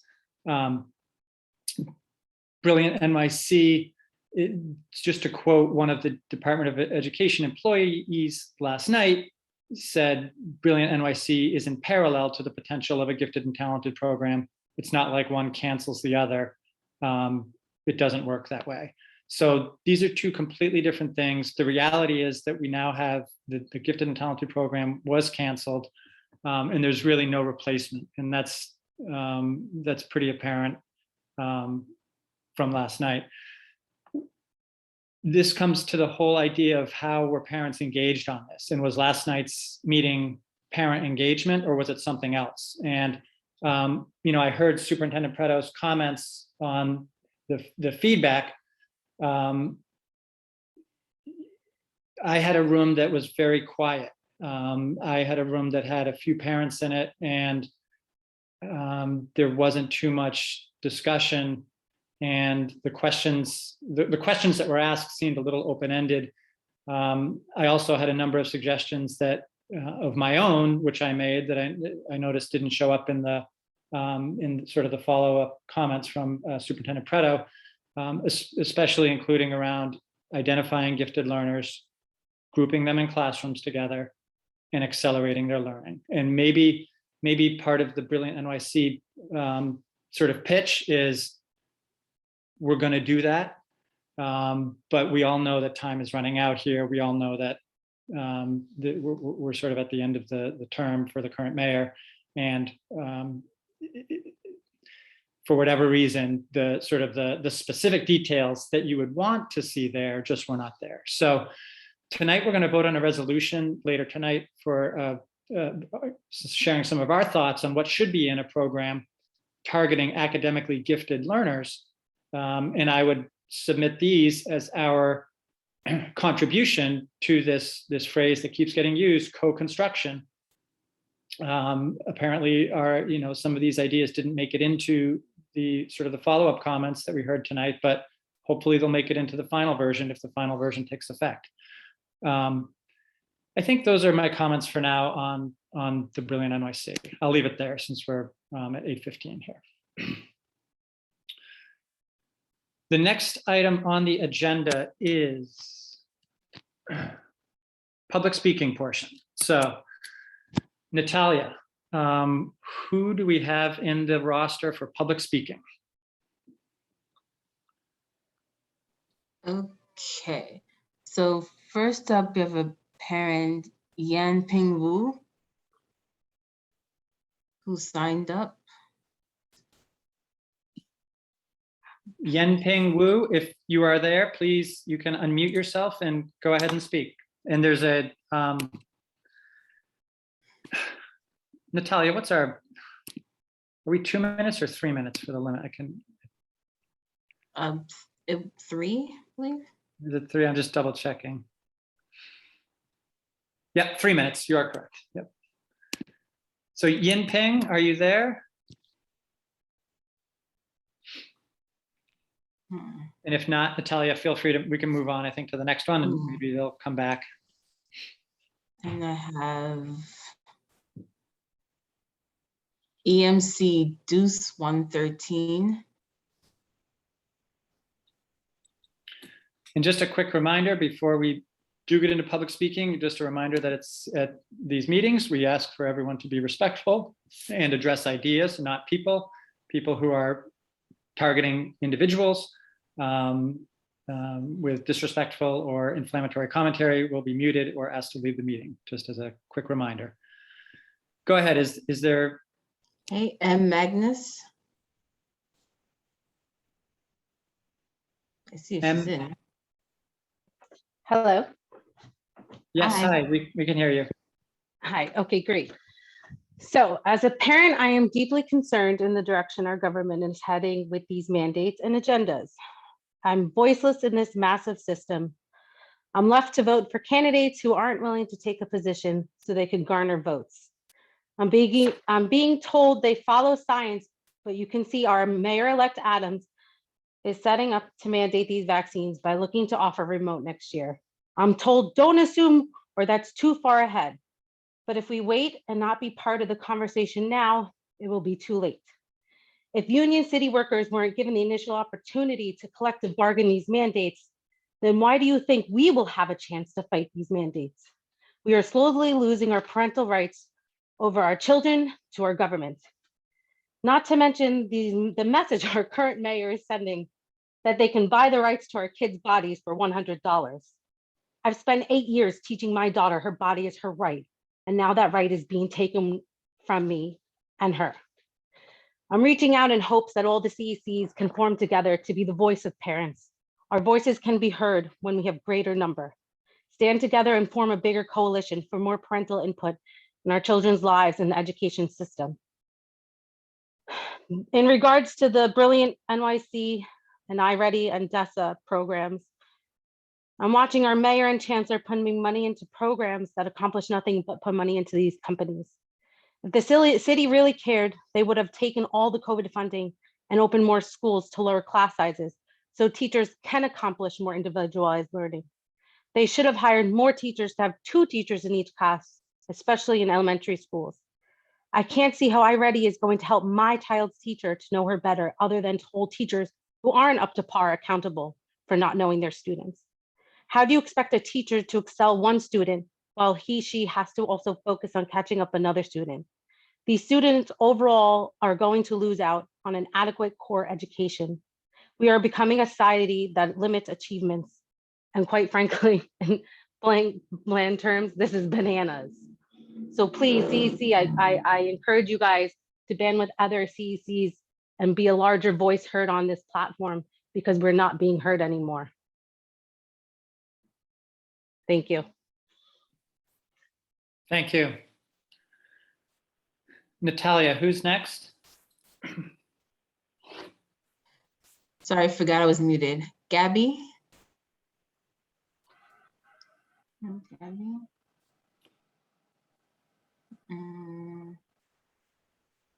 I don't see Gabby on the list, but that's it for the online sign sheet. Okay. Are interpreters, are there any, is there anyone in the language rooms that would like to ask, like to speak?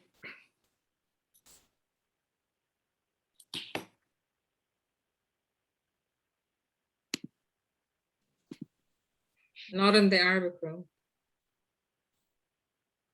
Nothing No from Mandarin as well. response. Yeah, sorry. No response in the Spanish either, sorry. Okay, no problem. And anyone who would like to speak, you can type in the chat or if you would like to speak.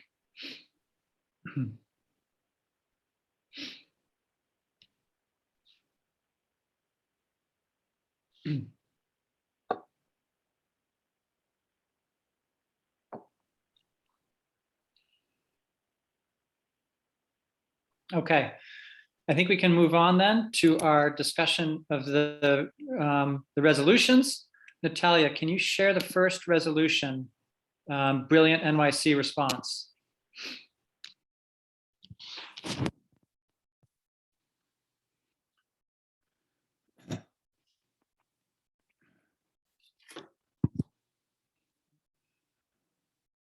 So, members, this is a resolution calling for the Department of Education to suspend gifted and talented reform until Mayor-elect Adams takes office and delineating some recommended principles for future gifted and talented programming. I'll skim through some of the introductory paragraphs. We referenced the resolution we passed in September, just asking for parental engagement. The engagement process did not happen before the program was announced. Now we've had the engagement, the so-called engagement last night. The thing I really want to focus on, and like I said before, it's now mid-November. The new mayor will take office January 1st. We've heard public statements from Mayor-elect Adams to pursue his own G&T policies, potentially maintaining parts of the existing program. Last night, we didn't hear anything about whether there are application procedures for the Brilliant NYC program. If there are students interested in qualifying for sort of an academically gifted designation under the program, all of that is still TBD. This is a process that the DOE told us last night is going to be worked out over the course of the spring and summer. So there is no program to apply to. Is essentially the end of the situation as I see it. The blueprint last night is it's a framework, and it has some great concepts in there. They're very general concepts. There's no specific details. There's, again, as we talked about a few minutes ago, there's no, the evidence-based research we've heard about wasn't cited last night. It's not in the blueprint. And it's just not a selective program designed to identify and meet the needs of gifted academic learners. And I'm drawing a distinction there because, of course, every child has gifts. No one disagrees with that. But we're specifically asking for students who are gifted academically, and the definitions there are definitions available for what constitutes a gifted academic learner. And that's what we should be, for the gifted and talented program or its replacement, that's what we should be focusing on. Interesting, the state of New Jersey passed a law in 2020, strengthening the Gifted and Talented Education Act. That's the direction we would like to see the next administration really go in terms of expanding identification of students for gifted students. So the two asks in this resolution are pretty straightforward for the school year 2020-2023. If we're looking at if we're looking at Brilliant NYC, mistyped there, if we're looking at Brilliant NYC as a replacement for the Gifted and Talented program, we ask that the DOE abandons it. If they're using it as something different, fine. That's subject to its own separate conversation. But we ask for a temporary admission criteria using either existing student data or a test that can be given in the spring and doesn't require an extensive new program when we know Mayor-elect Adams is taking office in January. And then the second, this is really just a chance for the CEC to state its beliefs on gifted education. And I think the core things that we believe in is we like the idea of universal screening for all students. The age and grade can be determined. We like the idea of having students being able to test into the program in later years. We like the idea of expanding the program. We think a lot of the solution for some of the underserved communities is because these programs have been eliminated over the years in these different areas. We'd like to we are open to reconsidering identification procedures to ensure a broader identification of gifted learners. We could include things like grades, things like teacher recommendations. We do believe a test or some kind of test or assessment should be the core.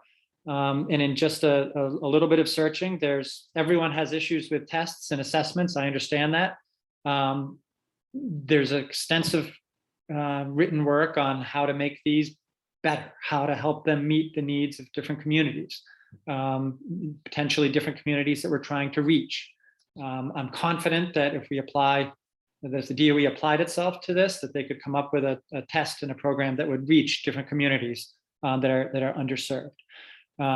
Accelerated learning should be the foundation of the programming. We can use other things like enrichment, but ultimately the focus should really be on, for gifted learners, meeting them at their ability level, even if it's above their current grade level on paper. We think gifted students should be grouped with other gifted students. We think that it's a more efficient way for teachers to teach. We think students can learn from each other more that way. And you'll have a sort of a symbiotic relationship between the kids in the class. And then finally, just really focus in on the teachers being properly trained in these learning methods, teachers who want to teach these kind of classes. That's our final recommendation. I'll leave it there. I'm going to make one edit. We're just going to make the edit just one motion. So the first motion I'll make, and this is a pretty straightforward one, and then I'll let members comment on the resolution. Natalia, can you just scroll up a little bit, please? I'm just going to make a motion to replace Blueprint NYC, my typo, with Brilliant NYC, because it's not Blueprint. So that's an edit I would just like to propose, and we just need to officially make a motion to approve that edit to this resolution before we discuss it and vote on it. So is there a second to that motion to make that change? I second. And all in favor? Aye. Aye. Okay, any opposed? Aye. Members, do any council members want to comment on this resolution?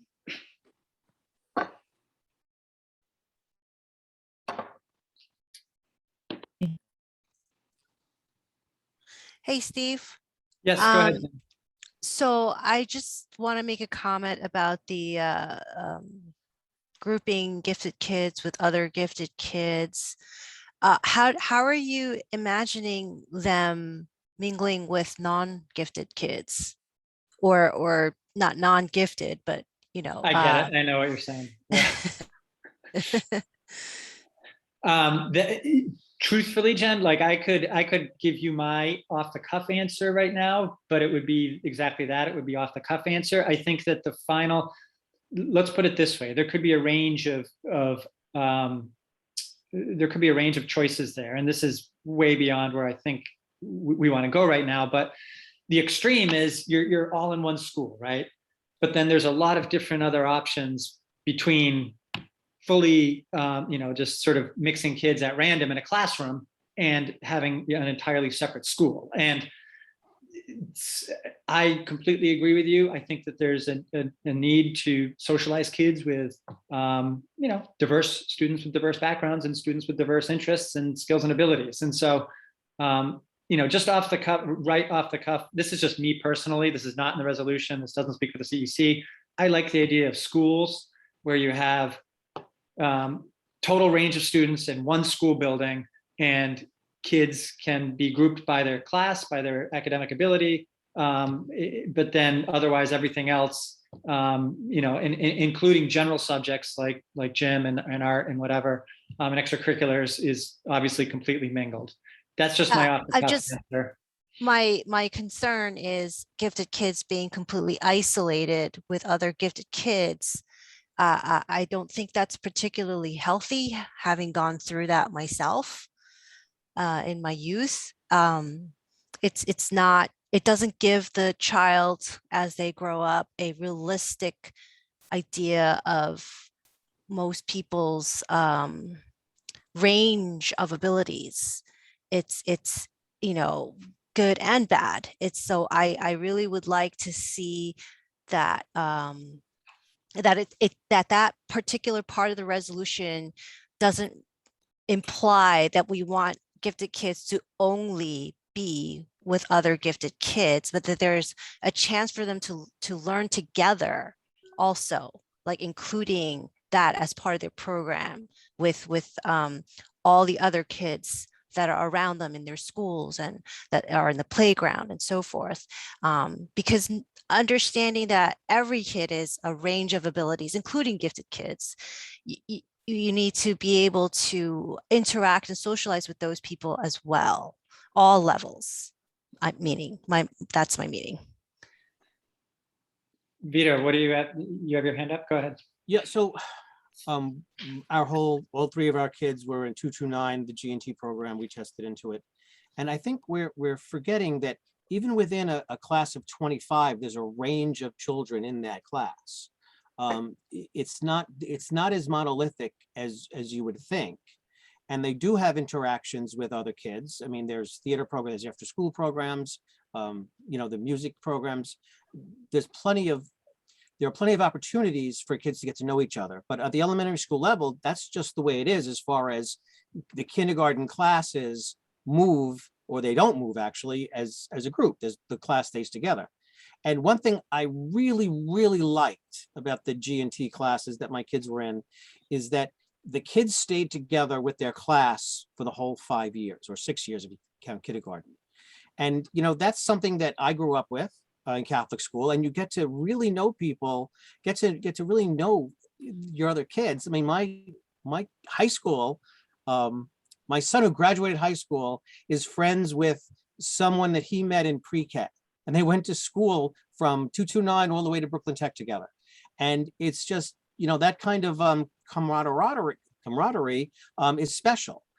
And there was really no sense of these children not being able to deal with the other kids, because within that class, there was enough of a range that it wasn't like, oh, I don't know how to talk to someone that's not in my class, if that makes any sense. Yeah, it's not like you can't talk to them, like you're socially awkward around them, so much as I remember I had the same experience growing up. And when I went to college, it was kind of a culture shock for me.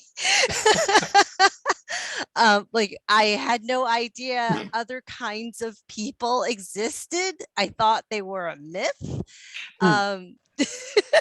That's just my personal experience, and I just want to make sure that that's not repeated going forward. Jen, I want to get to the others, but I'll come back to your thought after we hear from the others, because I have an observation. But Yes, thank you. Can we unshare the screen so we can see? We can. I want to. Yeah, go ahead, Kevin. Go ahead. No, I just want to echo some points here. Yep. I mean, even though we in the resolution maybe we use the term G&T kids, but really I think the whole idea of this is to group the kid with similar academic capabilities or levels together, so they can proceed in the pace they need and they deserve.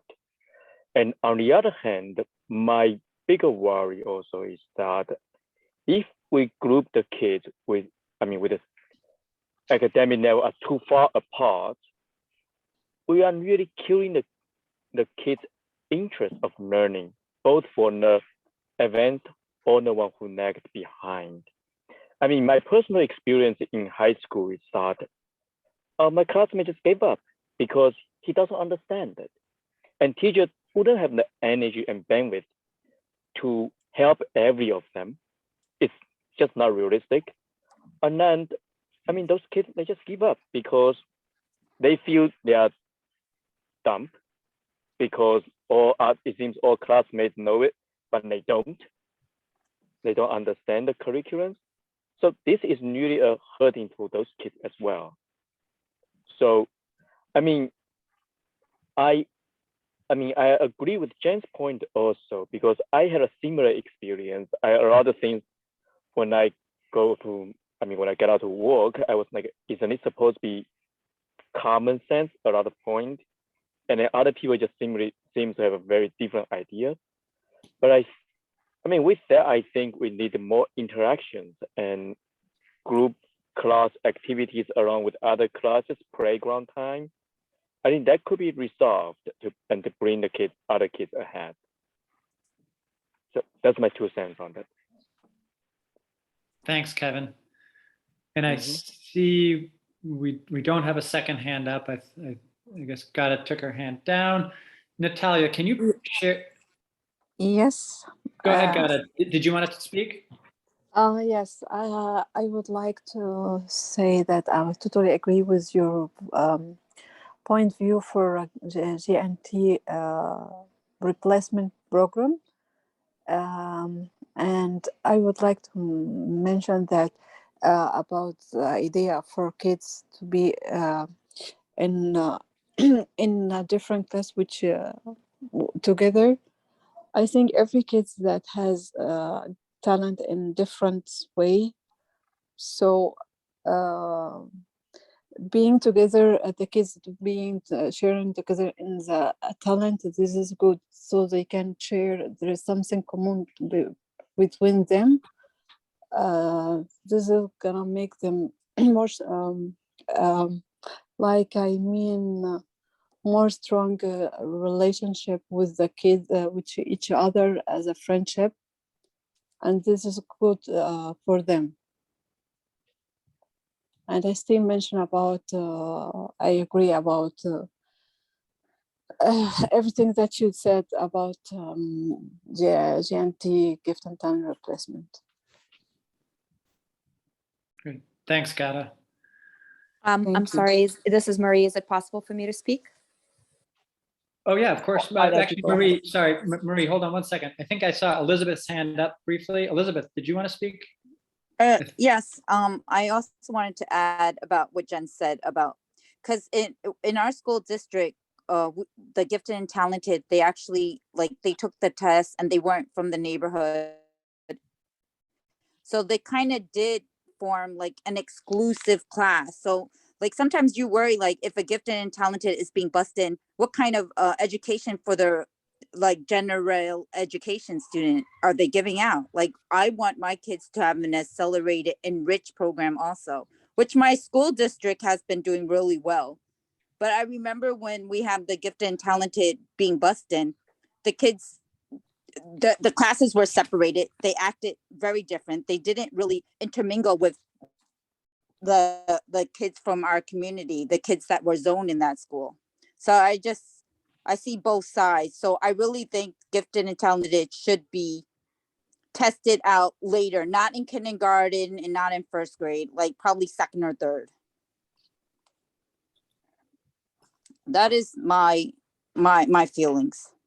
And Great. like once middle school, that should be, you know, if they could get into a gifted and talented middle school, that is on their own academic, you know, powers, you know, or studying.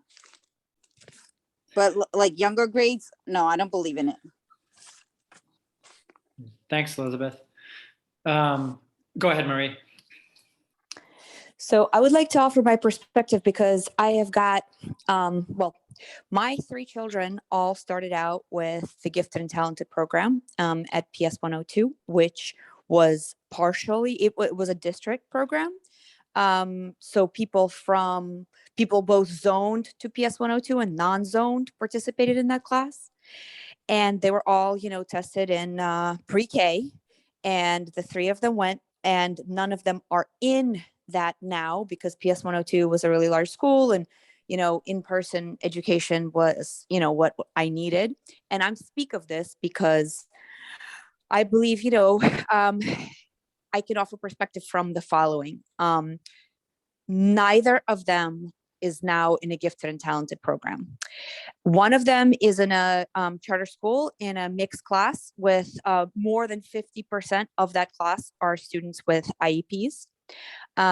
And they do not, you know, and they do not, they're not academically accelerated in any way, shape, or form. One of them is in a school in Manhattan, which is, you know, addition based, but it's an elementary school, and they have completely different levels. They have some by the teacher's admission. There are some kids there that are 2 grade levels below others. So I can tell you why this all kind of works. The GNT class had 34 children at PS 102, 34 children. But since there were similar academic levels, the teacher was able to teach them. Right now, the kid that is in Manhattan, she has 13 children in her class, 13. So the teacher is able to do 3 grade levels, you know, like 1 grade level above and 2 grade levels below and everything in between. And the one that's in charter school, she has 24 students, but she has 2 teachers that are very, very highly qualified. So that also works because they're constantly splitting them up in small groups and they're grouping the kids by different levels.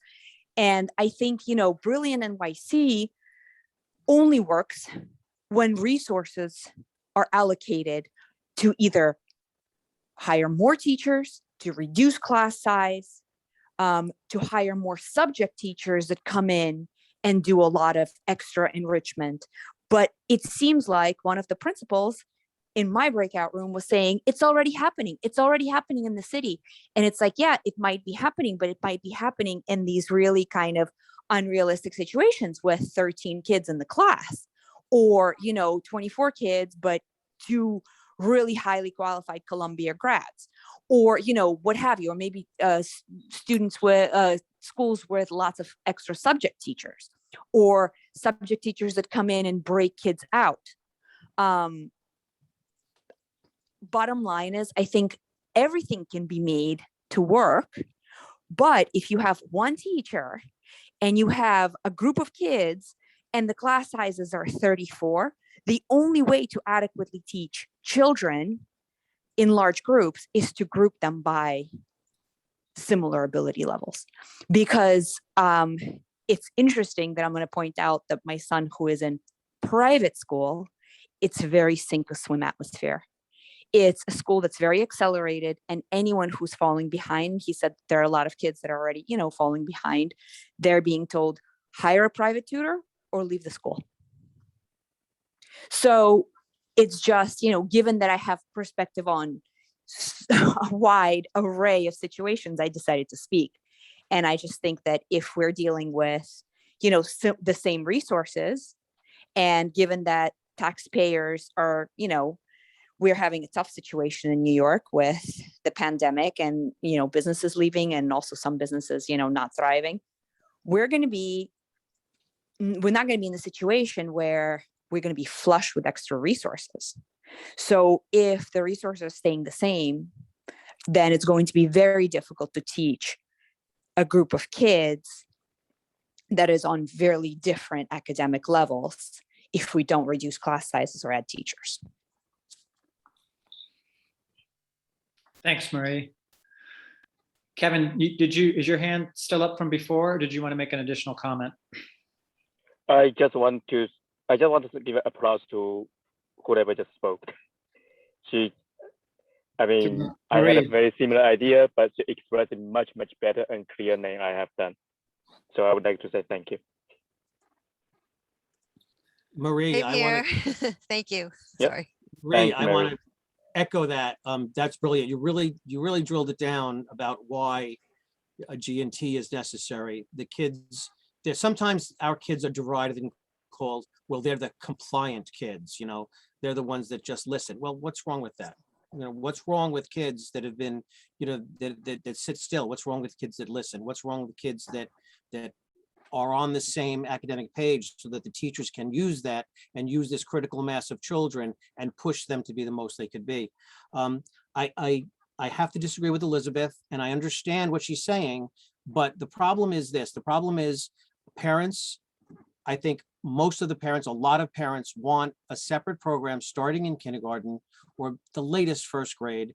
And if we don't give them that, they're not going to come to this. They're not going to come to the public schools. We're going to lose parents. When District 15 stopped their program, they lost kids. Some of them snuck into District 20 by changing their address. Some of them went to charter schools. Some of them went to public schools.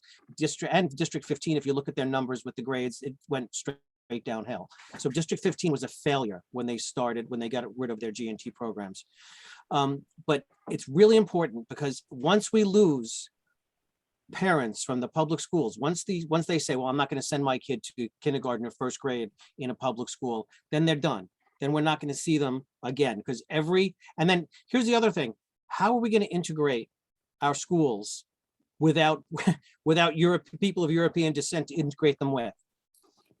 We need to pull people, European people, European ancestry people into the public school systems. We need to pull people of means into the public school systems. There's nothing wrong with that. There's nothing hypocritical about that.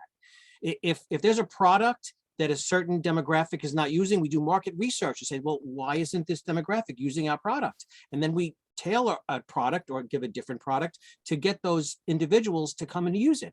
And it's the same thing. Parents want a very disciplined, very structured approach, and they want it starting in kindergarten. That's what's important to them. That's why you could make success academies in every district. And I think that they would be ultimate successes. I think people would clamor to get into them because of their policies. And I think it's very, very important that we start early and have access to these schools in every grade access to these programs, expanding them as needed in kindergarten and first grade. And we had 102, Marie School, that had something called, they had the AP classes. And so the gifted and talented kids came in, and then, first grade, they would evaluate the teachers, and the teachers would evaluate the children, and they would put them in an AP class or a second AP class. And that was derided because it was tracking, it was sorting children. But you know what? It's more efficient. The parents liked it. And I think that part of that's the way to go. And I think, we touched on that before. David said that was an interesting calculus, and it is interesting calculus, and the calculus works. So Stephen, back to you. Great. Thanks, Vito. Natalia, can you share the screen one more time? I want to circle back to Jen's first comment and just see if we can if there's room to make an edit on here that might make her more comfortable with it. Can you scroll down to the part about grouping kids? It's like the fifth bullet.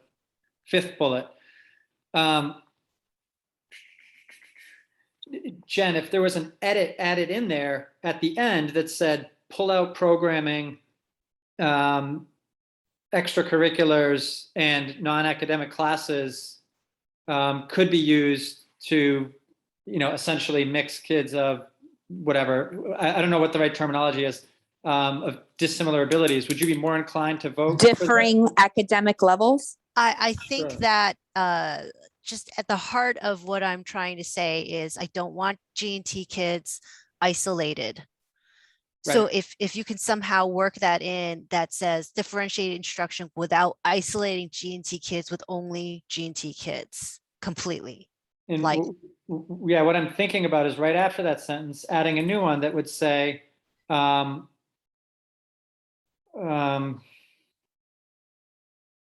never think good about writing on the spot. I mean, we don't have to pass it today. I guess we could think about the edit if you want.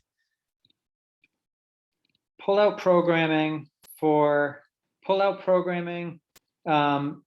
extracurricular, and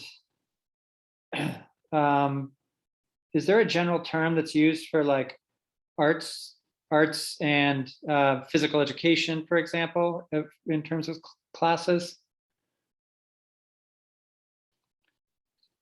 Well, we can say enrichment classes or Yeah, let's just stay with that. Yeah. Pull out programming, extracurricular activities, and enrichment classes would be used to, what's the right terminology here? Would be designed to include students of all academic levels. That sounds good. Okay. So a motion to add that, and I've written it down. So a motion to add that to the resolution. Is there Vito, your hand is up. Did you want to comment on that? No, I'm sorry, I just didn't go back down. I apologize. So motion to add that to the resolution. The language would be pull out programming, extracurricular activities, and enrichment would be designed to include students of all academic levels. Yeah, I think that sounds good. Okay. Elizabeth, you had a comment on that? No, I just wanted to tell Vito that I do not believe in the gifted and talented program. I do believe in it, but I just don't think that testing, like, because you're testing them before they got any kind of education. That's the only thing why I said like later, like get the gifted and talented later. Like, because once kids get it in the gifted and talented program, they stay there even though they don't belong there or they're not academically. Yes, I don't disagree with you. I'm just looking at it. I'm just listening to people, I'm listening to what the parents. Because I know a lot of. Yeah. Go ahead, Elizabeth. I apologize. There's a lag, Steve. No, I don't just mean to said a lot of interrupt. parents. No, there's a lot of parents that pay for tutoring programs into gifted and talented program, even though their kids might not even be academically, I said, for a year, you know, but I do believe in the gifted and talented program. Yeah, I think one of the really interesting things that honestly isn't even in the public debate now is, and it should be, is let's have these programs, but how effective are they? And I wish the debate was at that point and not just at the point where we just had to defend having them. I wish the discussion was around, should kids be removed, as you say, Elizabeth? You know, who are the ones, how do we really measure giftedness? And that's a whole nother topic that we're not going to cover here. But Elizabeth, is there anything in this resolution that that you're concerned about that you might not be able to vote for it? I'm just curious.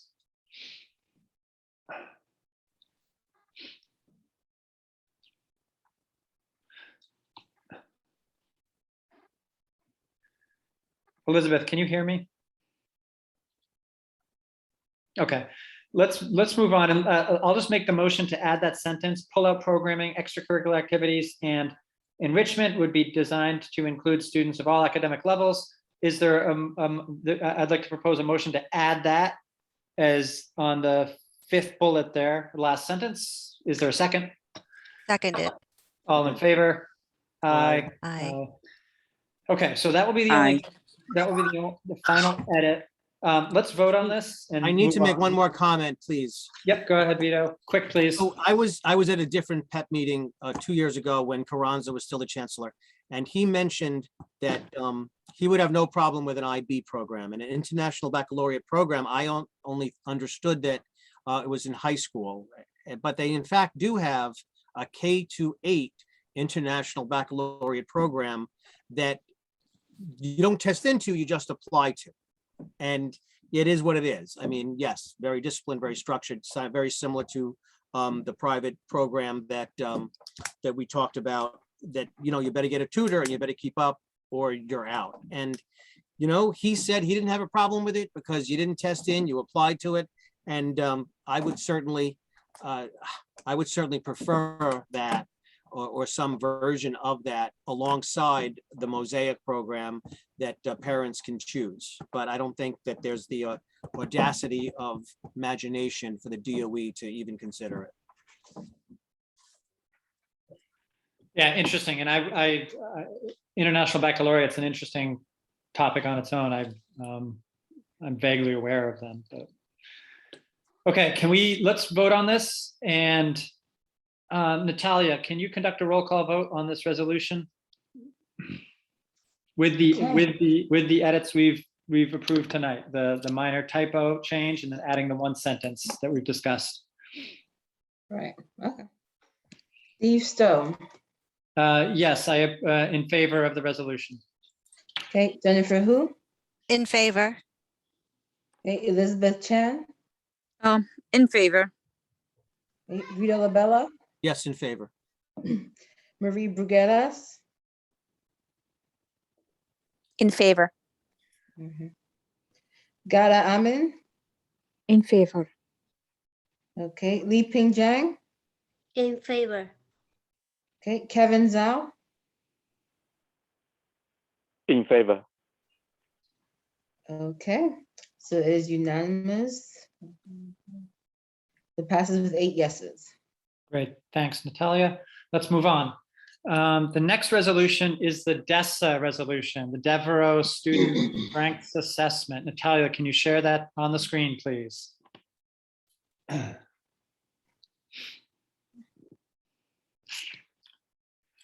This one just came about because obviously the students are undergoing this assessment right now. There's a lot of parent talk about this, and there's a number of parent concerns. And what we tried to do in this resolution is just say, here are some fixes. We understand it's happening, it's underway, it's been completed in some schools. Here are some asks that we think might be achievable, in particular, the fact that it's a 3-year contract with this company. So we're going to be getting more of these. And we just like to set a precedent for a few things that we'll get to at the end. We support the overall goal of the screener. assessing children's abilities for all these things is a good idea in our opinion. The full, we want more transparency. The full roster of questions has not been made publicly available. We've seen it on a screenshot and some other sort of one-time places. There's a real issue about the administration of these. Teachers are responsible for doing it. Teachers would be the first to tell you they're not trained social workers, they're not trained mental health professionals, although they do know the children in their class very, very well. But there is the issue of biases that can come into play anytime any human is being asked to evaluate another human on these areas. Typically, standard mental health screenings are sort of briefer. This one is 40+ questions. We think that's a lot to ask. The UFT also thinks that's a lot to ask, by the way. This is official UFT policy that this is an overly complex, lengthy screener. It can probably be done in a lot fewer questions and sort of lead you to the areas that you needed to address. What we have been told about the results is that they'll be available in discussion with the parents, but that the full results will not be made available. And if that's wrong, we would love to be corrected. But our understanding is that parents cannot see the 40 questions and how the teacher responded to those. We think that's wrong. And then parents can opt out of the DESA. Parents, this was an email. All schools should have sent this out. I would say it's somewhat clear how to do it, but I would also say that there's issues with how exactly you do it. There's issues with translation. Many parents are not fully aware of the opt-out procedures. You can scroll down, Natalia, please. And then we know that the DOE will be doing more of these. And we also know, we acknowledge subsequently that it's already underway. And so there's some who are calling for suspending this entirely. I'm not sure that's realistic, but we just make the following asks. Could the questions on the screener be disclosed publicly? We would like the questions on any future screener to be disclosed at least 3 months in advance, just so parents can be aware of what's being asked. Clarify that any parent wishing to opt out can just send an email. Right now it says you have to send a letter. I think that might be confusing for some parents. If you just send an email to the designated point of contact at your child's school, that can opt you out. Make the full results available, not just a one-on-one oral conversation with your child's teacher, but be able to see the full results like you can a child's report card, for example. Allow parents to remove the DESA screener from the child's record at any time, now or in the future. And then reduce the number of questions on future screeners, enabling teachers to provide more thoughtful, relevant answers, put more time into it. Would any council members like to comment on this resolution? I just have one question. Go ahead, Kevin. What action a school or DOE is going to take after they have understand a kid having certain, after the DOE or schools knows about that? They are going to have a class for the kids, a tutoring, or? Superintendent Preto, are you still with us?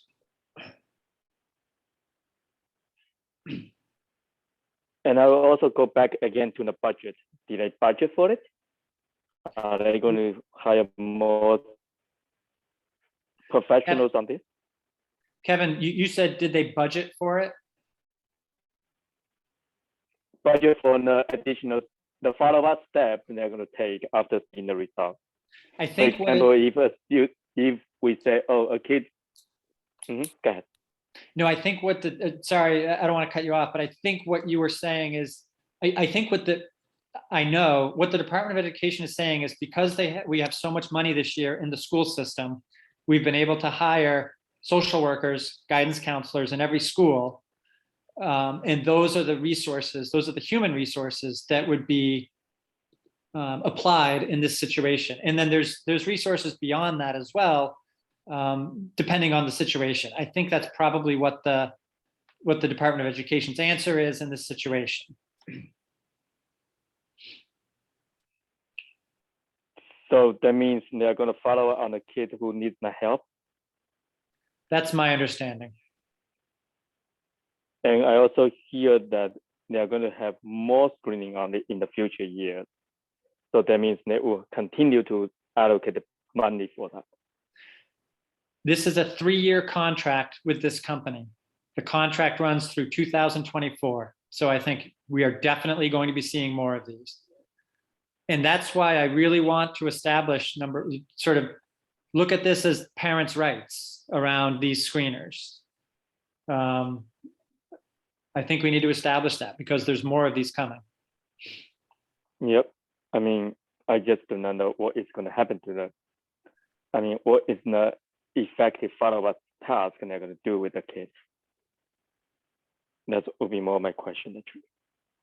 Your question is what happens if the follow-up is not effective? No, I mean, I don't even know what follow-up they're going to do with it. I mean, what kind of help? Right. And if they just get 1 or 2 counselors for each school, that wouldn't really be meaningful. And that's beyond my, I'm just not as. No, I'm just wondering if we can ask that question in this resolution. Oh, I see. Yes. I wish Superintendent, looks like Superintendent Preto is not with us at the moment. Steve, I remember asking questions ahead. along those lines to Preto in a past meeting, and he did not have a clear answer.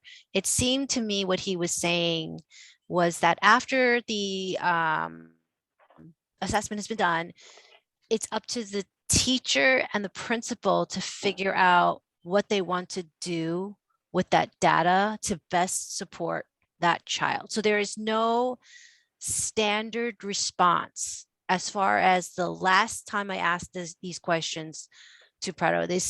We can ask him again when we have the opportunity to see if that's changed. But the last time I asked those questions, it was very vague and there was no like standardized plan of action. I think I remember that. That sounds to me it's a totally waste of money. I'm sorry. I might be rude to say that, but that's how it sounds to me now. You're May I allowed comment? to say that, Kevin. Go ahead, Vito. Yep. I mean, it just seems odd to me. You have these questions and some of them we had sample questions and I want to know where the heck's the teacher been since September if now all of a sudden you're looking at this thing and now all of a sudden you realize that my daughter is having this serious problem.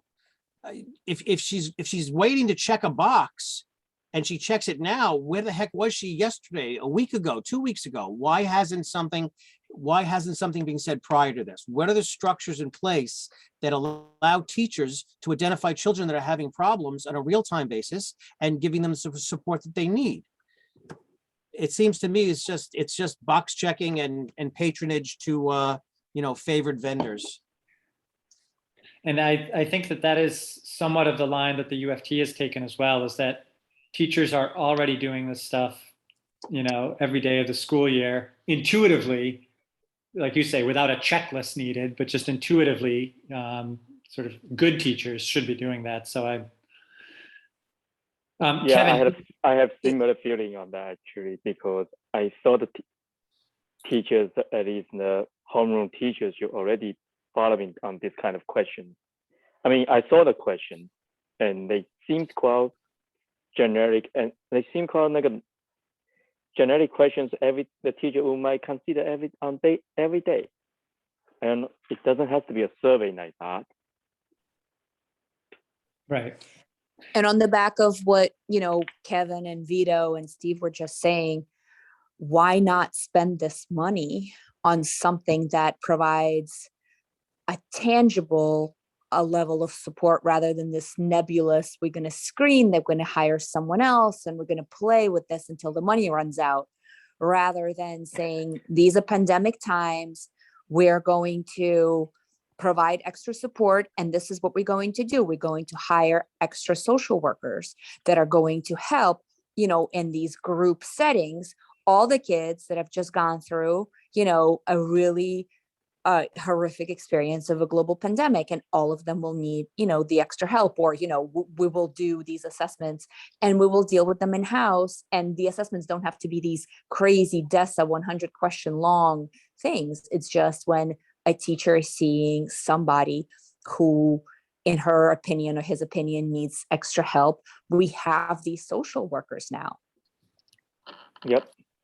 I mean, we can just take the step and move on for it rather than doing this survey. And then it's quite obvious some kids need it. Why we bother to do that so slowly and spending money on this on this stage.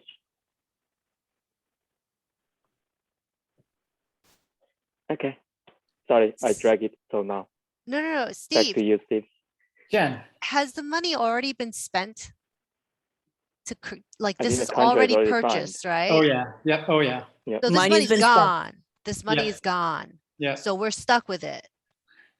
That was kind of my thinking behind the resolution. Like, we're stuck with this. Let's try and tweak it, or let's try and tweak some of the procedures around it to make it a little better. But as far as there are definitely organizations out there calling for it to immediately stop. That if people feel strongly, then, and I'll just say this right now, like, we've had sort of a good discussion on this. I don't know that this one, if people want to vote on this resolution now, we could, or if people want to further discuss this and maybe do a little more work on this with the superintendent, with the district, and we could also hold off on voting on this one at the moment, or we could vote on it. I'd like to hear what people think. I mean, this is happening now, Steve. I mean, I know. so, I mean, that's the only issue. I mean, nothing means anything anyway, but it just sends a message. Right.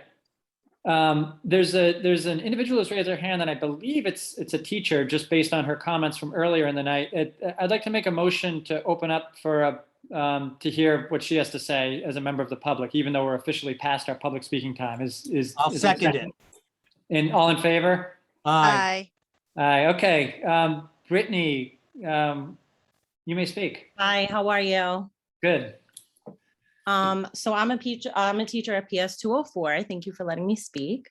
I was just listening and following along, and I just wanted to say I agree with a lot of the points that were made.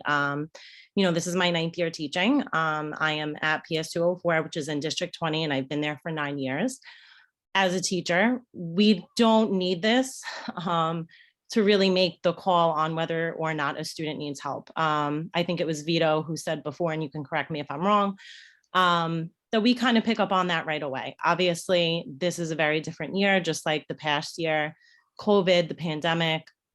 We really have a lot of opportunities, especially in District 20 with the increased SEL, to kind of pick up on that within the first few weeks of school. I mean, we've done so much with these students coming back to school based around social emotional learning that I think the DESA has been a little excessive, especially now. Somebody said before, like, what were we waiting for? It is in November. And we have a referral process for that, especially in my school. When we pick up that a student, is struggling or needs extra assistance, there's a referral process for that. And any good teacher really does pick up on that right away and take the necessary steps to fix that, rather than waiting for, a screener, 40 questions per student on a piece of paper. So I just wanted to agree and kind of give my point of view if anybody wanted to know as a teacher. No, that's a great point of view. How long does it take to complete one of these? I'm just curious, roughly. I was actually doing them before, because we don't really have much time during the day with the whole staffing shortage and losing preps. They give us time in the morning. Our school voted to give us a half hour every morning to do it, certain days a week. But I would say one of them probably took me about 20 minutes. I mean, if I'm really sitting there and like thinking about the student, because it states in the past 4 weeks. So it's really, if you're really sitting there thinking about the student, takes about 15 to 20 minutes. I have 25 students and I only had 3 that opted out. But then in other classes, there are like 20 kids who opted out. So again, to your point, I think that you made before, I don't really know how clear it is to the parents, the opt-out process.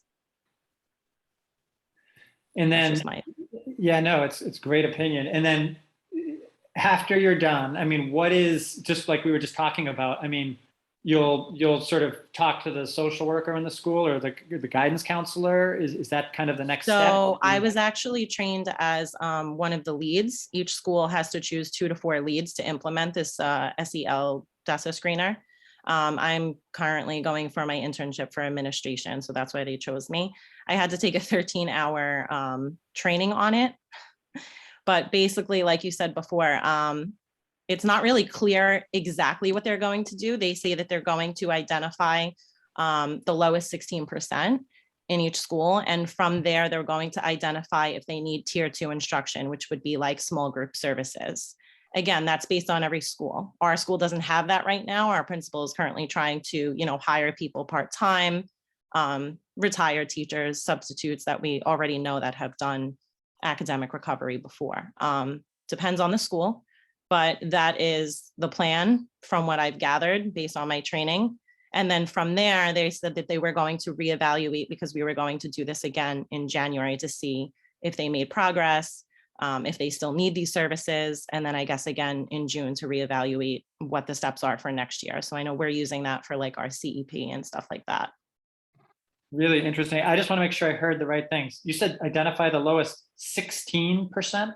That was the number? I'm not sure if that's an accurate, it just popped in my head because I had to keep taking these quizzes. Okay. And it kept saying 16%. At the And you bottom, said, and you said they would try to determine if they needed tier 2 services. Did I hear that right? Right. Okay. Right. So it's like the triangle, like tier 1 would be the classroom teacher, which is like universal. Every student in the class, we're meeting their needs. Tier 2 would be like these students might need guidance counseling. They might need small group instruction. And then tier 3 would obviously be like the most individualized. Got it. That would, we had to refer them eventually to, special ed or an IEP if they didn't make, necessary progress. Okay, interesting. Ma'am, And- at what point do you notify the parents? So, I mean, my personal, again, this is just me as a teacher, I would speak to a parent right away if I noticed that there was a student that really had an issue. But I know for a fact, anytime tier 2 is involved, meaning anytime we want to put them in a small group instruction or put them in guidance, you have to get the parents' permission. We can never do that without a parent's permission. Thank you. Thank you. No problem. And did I hear you right that the plan right now is to administer one of these again in January and one in June? That's the current thinking. Yeah, maybe May instead of June, but yes, one like in the middle of the year and then one towards the end of the year. Interesting. Thank you. Steve, can I You're add one welcome. thing? Yeah, go ahead, Vito. I'd like to just broaden this, and this is just maybe out of left field, but we all need to be doing something similar on an intuitive basis, not just teacher student, but teacher teacher, teacher administrator, administrator administrator. In the world that we live in, we all need to be aware of the people around us, and we all need to get out of our own bubble and see if someone that we're working with or teaching or working for is having issues, and then not be afraid to reach out and say, hey, are you okay? Not to be afraid to say, listen, is there anything I can do? Is there anything going on? And then having at the ready resources available for whatever that may be, either on mostly on an unofficial level, to just to try to get people help before it becomes too big of a crisis. And that's something that we should all be doing. CEC member to CEC member, Vito? You know me, I'm stressed out all the time. Is there anyone, I guess, on this resolution here, are there any major things that anyone would like to consider adding? Okay, and I see we have M. Magnus who would like to speak, and I have no problem hearing an additional public speaker, so go ahead. And if you don't mind saying your first name, because I know you've been at these sure. meetings before. Yes. Hi, it's Michelle Magnus. Michelle, okay. So my only question about these DESA evaluation is, all right, so you evaluated the child, you decided they needed an IEP or guidance counselor. We can't even fill full-time teacher positions. Where is the city getting the resources to provide all these IEP now? Like and this is where the city's still failing to do their job. They didn't even give us the 10,000 teachers last year that they promised. And my daughter's local school, 185, it took weeks for them to get a first grade teacher to become permanent. And they were down a speech therapist. How are now there's going to be an influx of students needing more needing more IEP. Where is the city getting these resources? And this is why one of my points is this money is being allocated just wrong. That's all I have to say. Thank you. Yeah, no, I mean, it's a huge issue. And to be honest, it's something that it's an issue that, there's unlimited number of things we can work on as a CEC. And it's, I went to a hearing a month or so ago with the Senate, the state Senate, with the Education Committee and the Finance Committee. There was another committee in there too. And again, testifying about how all the federal and state money, the stimulus money, is being spent. And there's, the legislature is very concerned that this money gets spent effectively, but it is such a massive bureaucracy. There are so many programs. Every school has its budget. We've talked to schools that have more money than they know what to do with. And for someone who's concerned about accountability, and I agree with you on that, it's just a really tough situation to try and, for some volunteer parents, but we should work on it, and we are aware of it. And one of the big issues is how the Department of Education sort of justifies all the new programs it's rolling out. And if it gives you any comfort, all the senators that were at the hearing are very focused on this and trying to ensure that the money is being spent wisely. That's the best I can say right now. But and as far as I can tell you, I know from my day job too, there is a massive labor shortage in this country, not just for teachers and special education professionals, but for just about any job you could think of. And I think that'll go away with time. But anyway, that's all I'll say. Brittany, did you want to respond? I see your hand is up, or is it still up from before? Oh, sorry, that was from before. Okay, no worries. Council members, anyone want to add anything to this resolution, or would anyone like to, I guess I'm inclined to go ahead and vote on the resolution as it is now, but if anyone would like to either let's postpone it and do more work on this, or let's add something to it and then vote on it, I'm willing to hear those. Otherwise, I'm inclined to go ahead and just vote on it as is.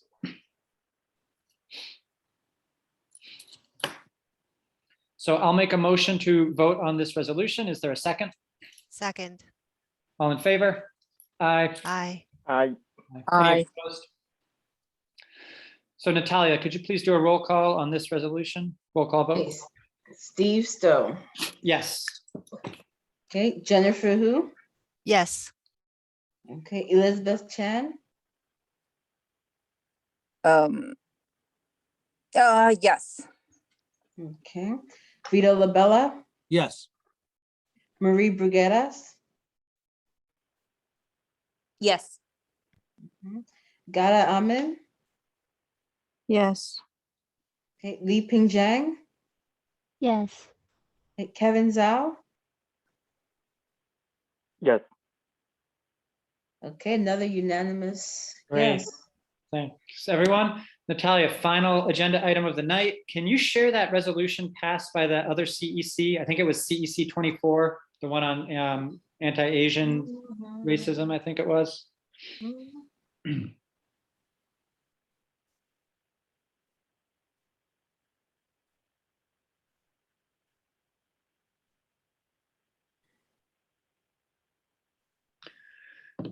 Would someone like to talk through this one? I know there've been a couple members who have brought this to our attention and requested this be on the agenda. So I'm more than happy to yield the floor to anyone who would like to speak to it. Yes, I do. Go ahead, Elizabeth. I am a District 20 member, and I also live in this district. Last week, somebody got attacked that was Asian down my block, and I only live 3 blocks away from the school. So I really think that we should put this agenda onto, like, put it in part of our agenda, a resolution to prevent anti-Asian racism, because it's still happening in our district. District 20 has a large Asian student population. And, you know, when we as Asian are still getting attacked in our neighborhood and schools, we need to put this agenda in, because it's not going away. And, you know, just last week, an Asian woman got punched on the train. So, you know, it's not just in this district, it's all over New York City. So I just feel like it's very important, especially happened like the Asian, like last Sunday.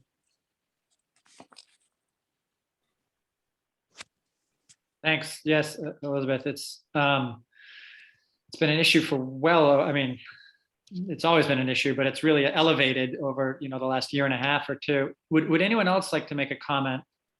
Any other council members like to make a comment on the issue?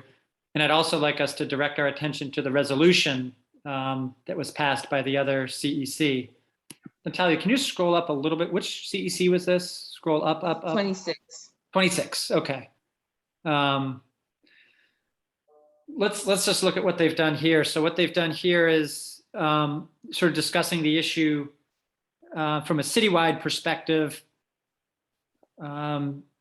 describing the proportion of Asian students in New York City schools, looking at what the DOE pledges to provide safe, supportive, and respectful learning environment, reiterating their beliefs in diverse cultures and heritage of the Asian American community, recognizing the history of bigotry and xenophobia against the community. Can we scroll down a little bit?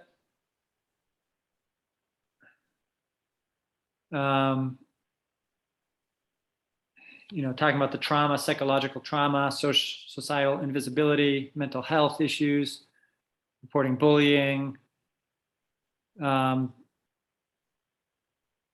sounds like they're walking through a lot of specific issues to their district, which is fine. The mayor and chancellor's response to the petition was minimal in preventing anti-Asian racism. And then it cites, I always appreciate when CECs do this, is citing work that other places have done. So this cites an example from Illinois and a bill that Senator Liu has introduced. And then this resolution asks, adopt the provisions of the New York State Senate Bill citywide, implement programs for public schools citywide, provide professional development for teachers in cultural awareness of the AAPI community and history, expand workshops on implicit bias training, create more offerings of dual language programs and foreign language programs in Asian languages, develop a system to report incidents of bullying for those parents whose primary language is not English. So a list of resolutions there. Should we add something about the school security, school safety? Potentially. And Kevin, let's just ask this question right now. So this is a resolution from another CEC. So this is not our resolution. So we have to come up with our own resolution introduced by one of our members. And we can certainly do that. So I think, But could we use sorry, Elizabeth, you're breaking up. Sorry. I was just gonna say, could we use the resolution? And if we wanted to edit it, we edit it, because when I read it, it sounds exactly what We can absolutely use it, but we can't approve it. We can't edit it and write it tonight, right now. These things have to have a period of time when they're introduced to the community, to the public. Our bylaws are pretty easy on that. It only requires a 24-hour period to be our resolution introduced to the public. But anyway, yes, we can absolutely borrow from other councils for sure. Kevin, you were saying add something about, what was your comment again, Kevin? To add an item about, in the resolution, to add something about the school safety for students.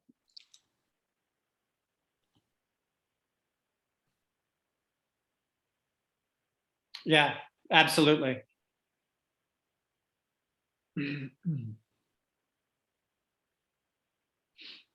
So I think the obvious next step is we'll work on this, as a council for the next meeting and come up with one of our own for the next meeting. And I think that's a good idea. Can I just make one just small Please. point tangentially? I think a lot of non-Asian communities don't even realize that it's still happening and it's still at a heightened level because the media is no longer focused on reports of these things happening. So it is still happening, as Elizabeth said. I just want to point that out, that just because the media is not focused on it anymore doesn't mean that it's still not an issue, a very heightened one. Yeah, good point, Jen.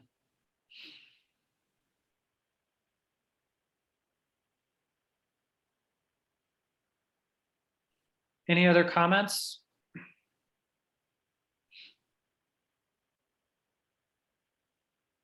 So feel free, members who have spoken on this tonight, let's, go ahead and come up with your own draft and circulate it as, as soon as you feel comfortable with it, and we can all provide input.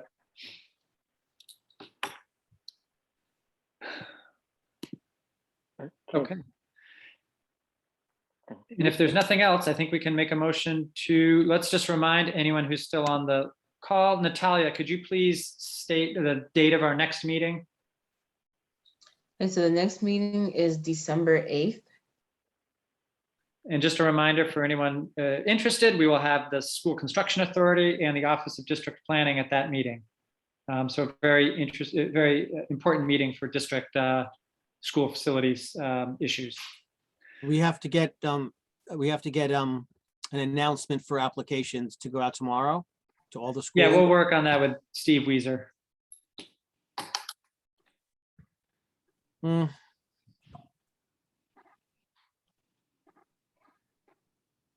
Anything else? I will make a motion to adjourn the meeting. Is there a second? Seconded. All in favor? Aye. Aye. Aye. Have a good night, everyone. Thanks. You too. Good night. Thank you, Good night. everyone. Good night. Night.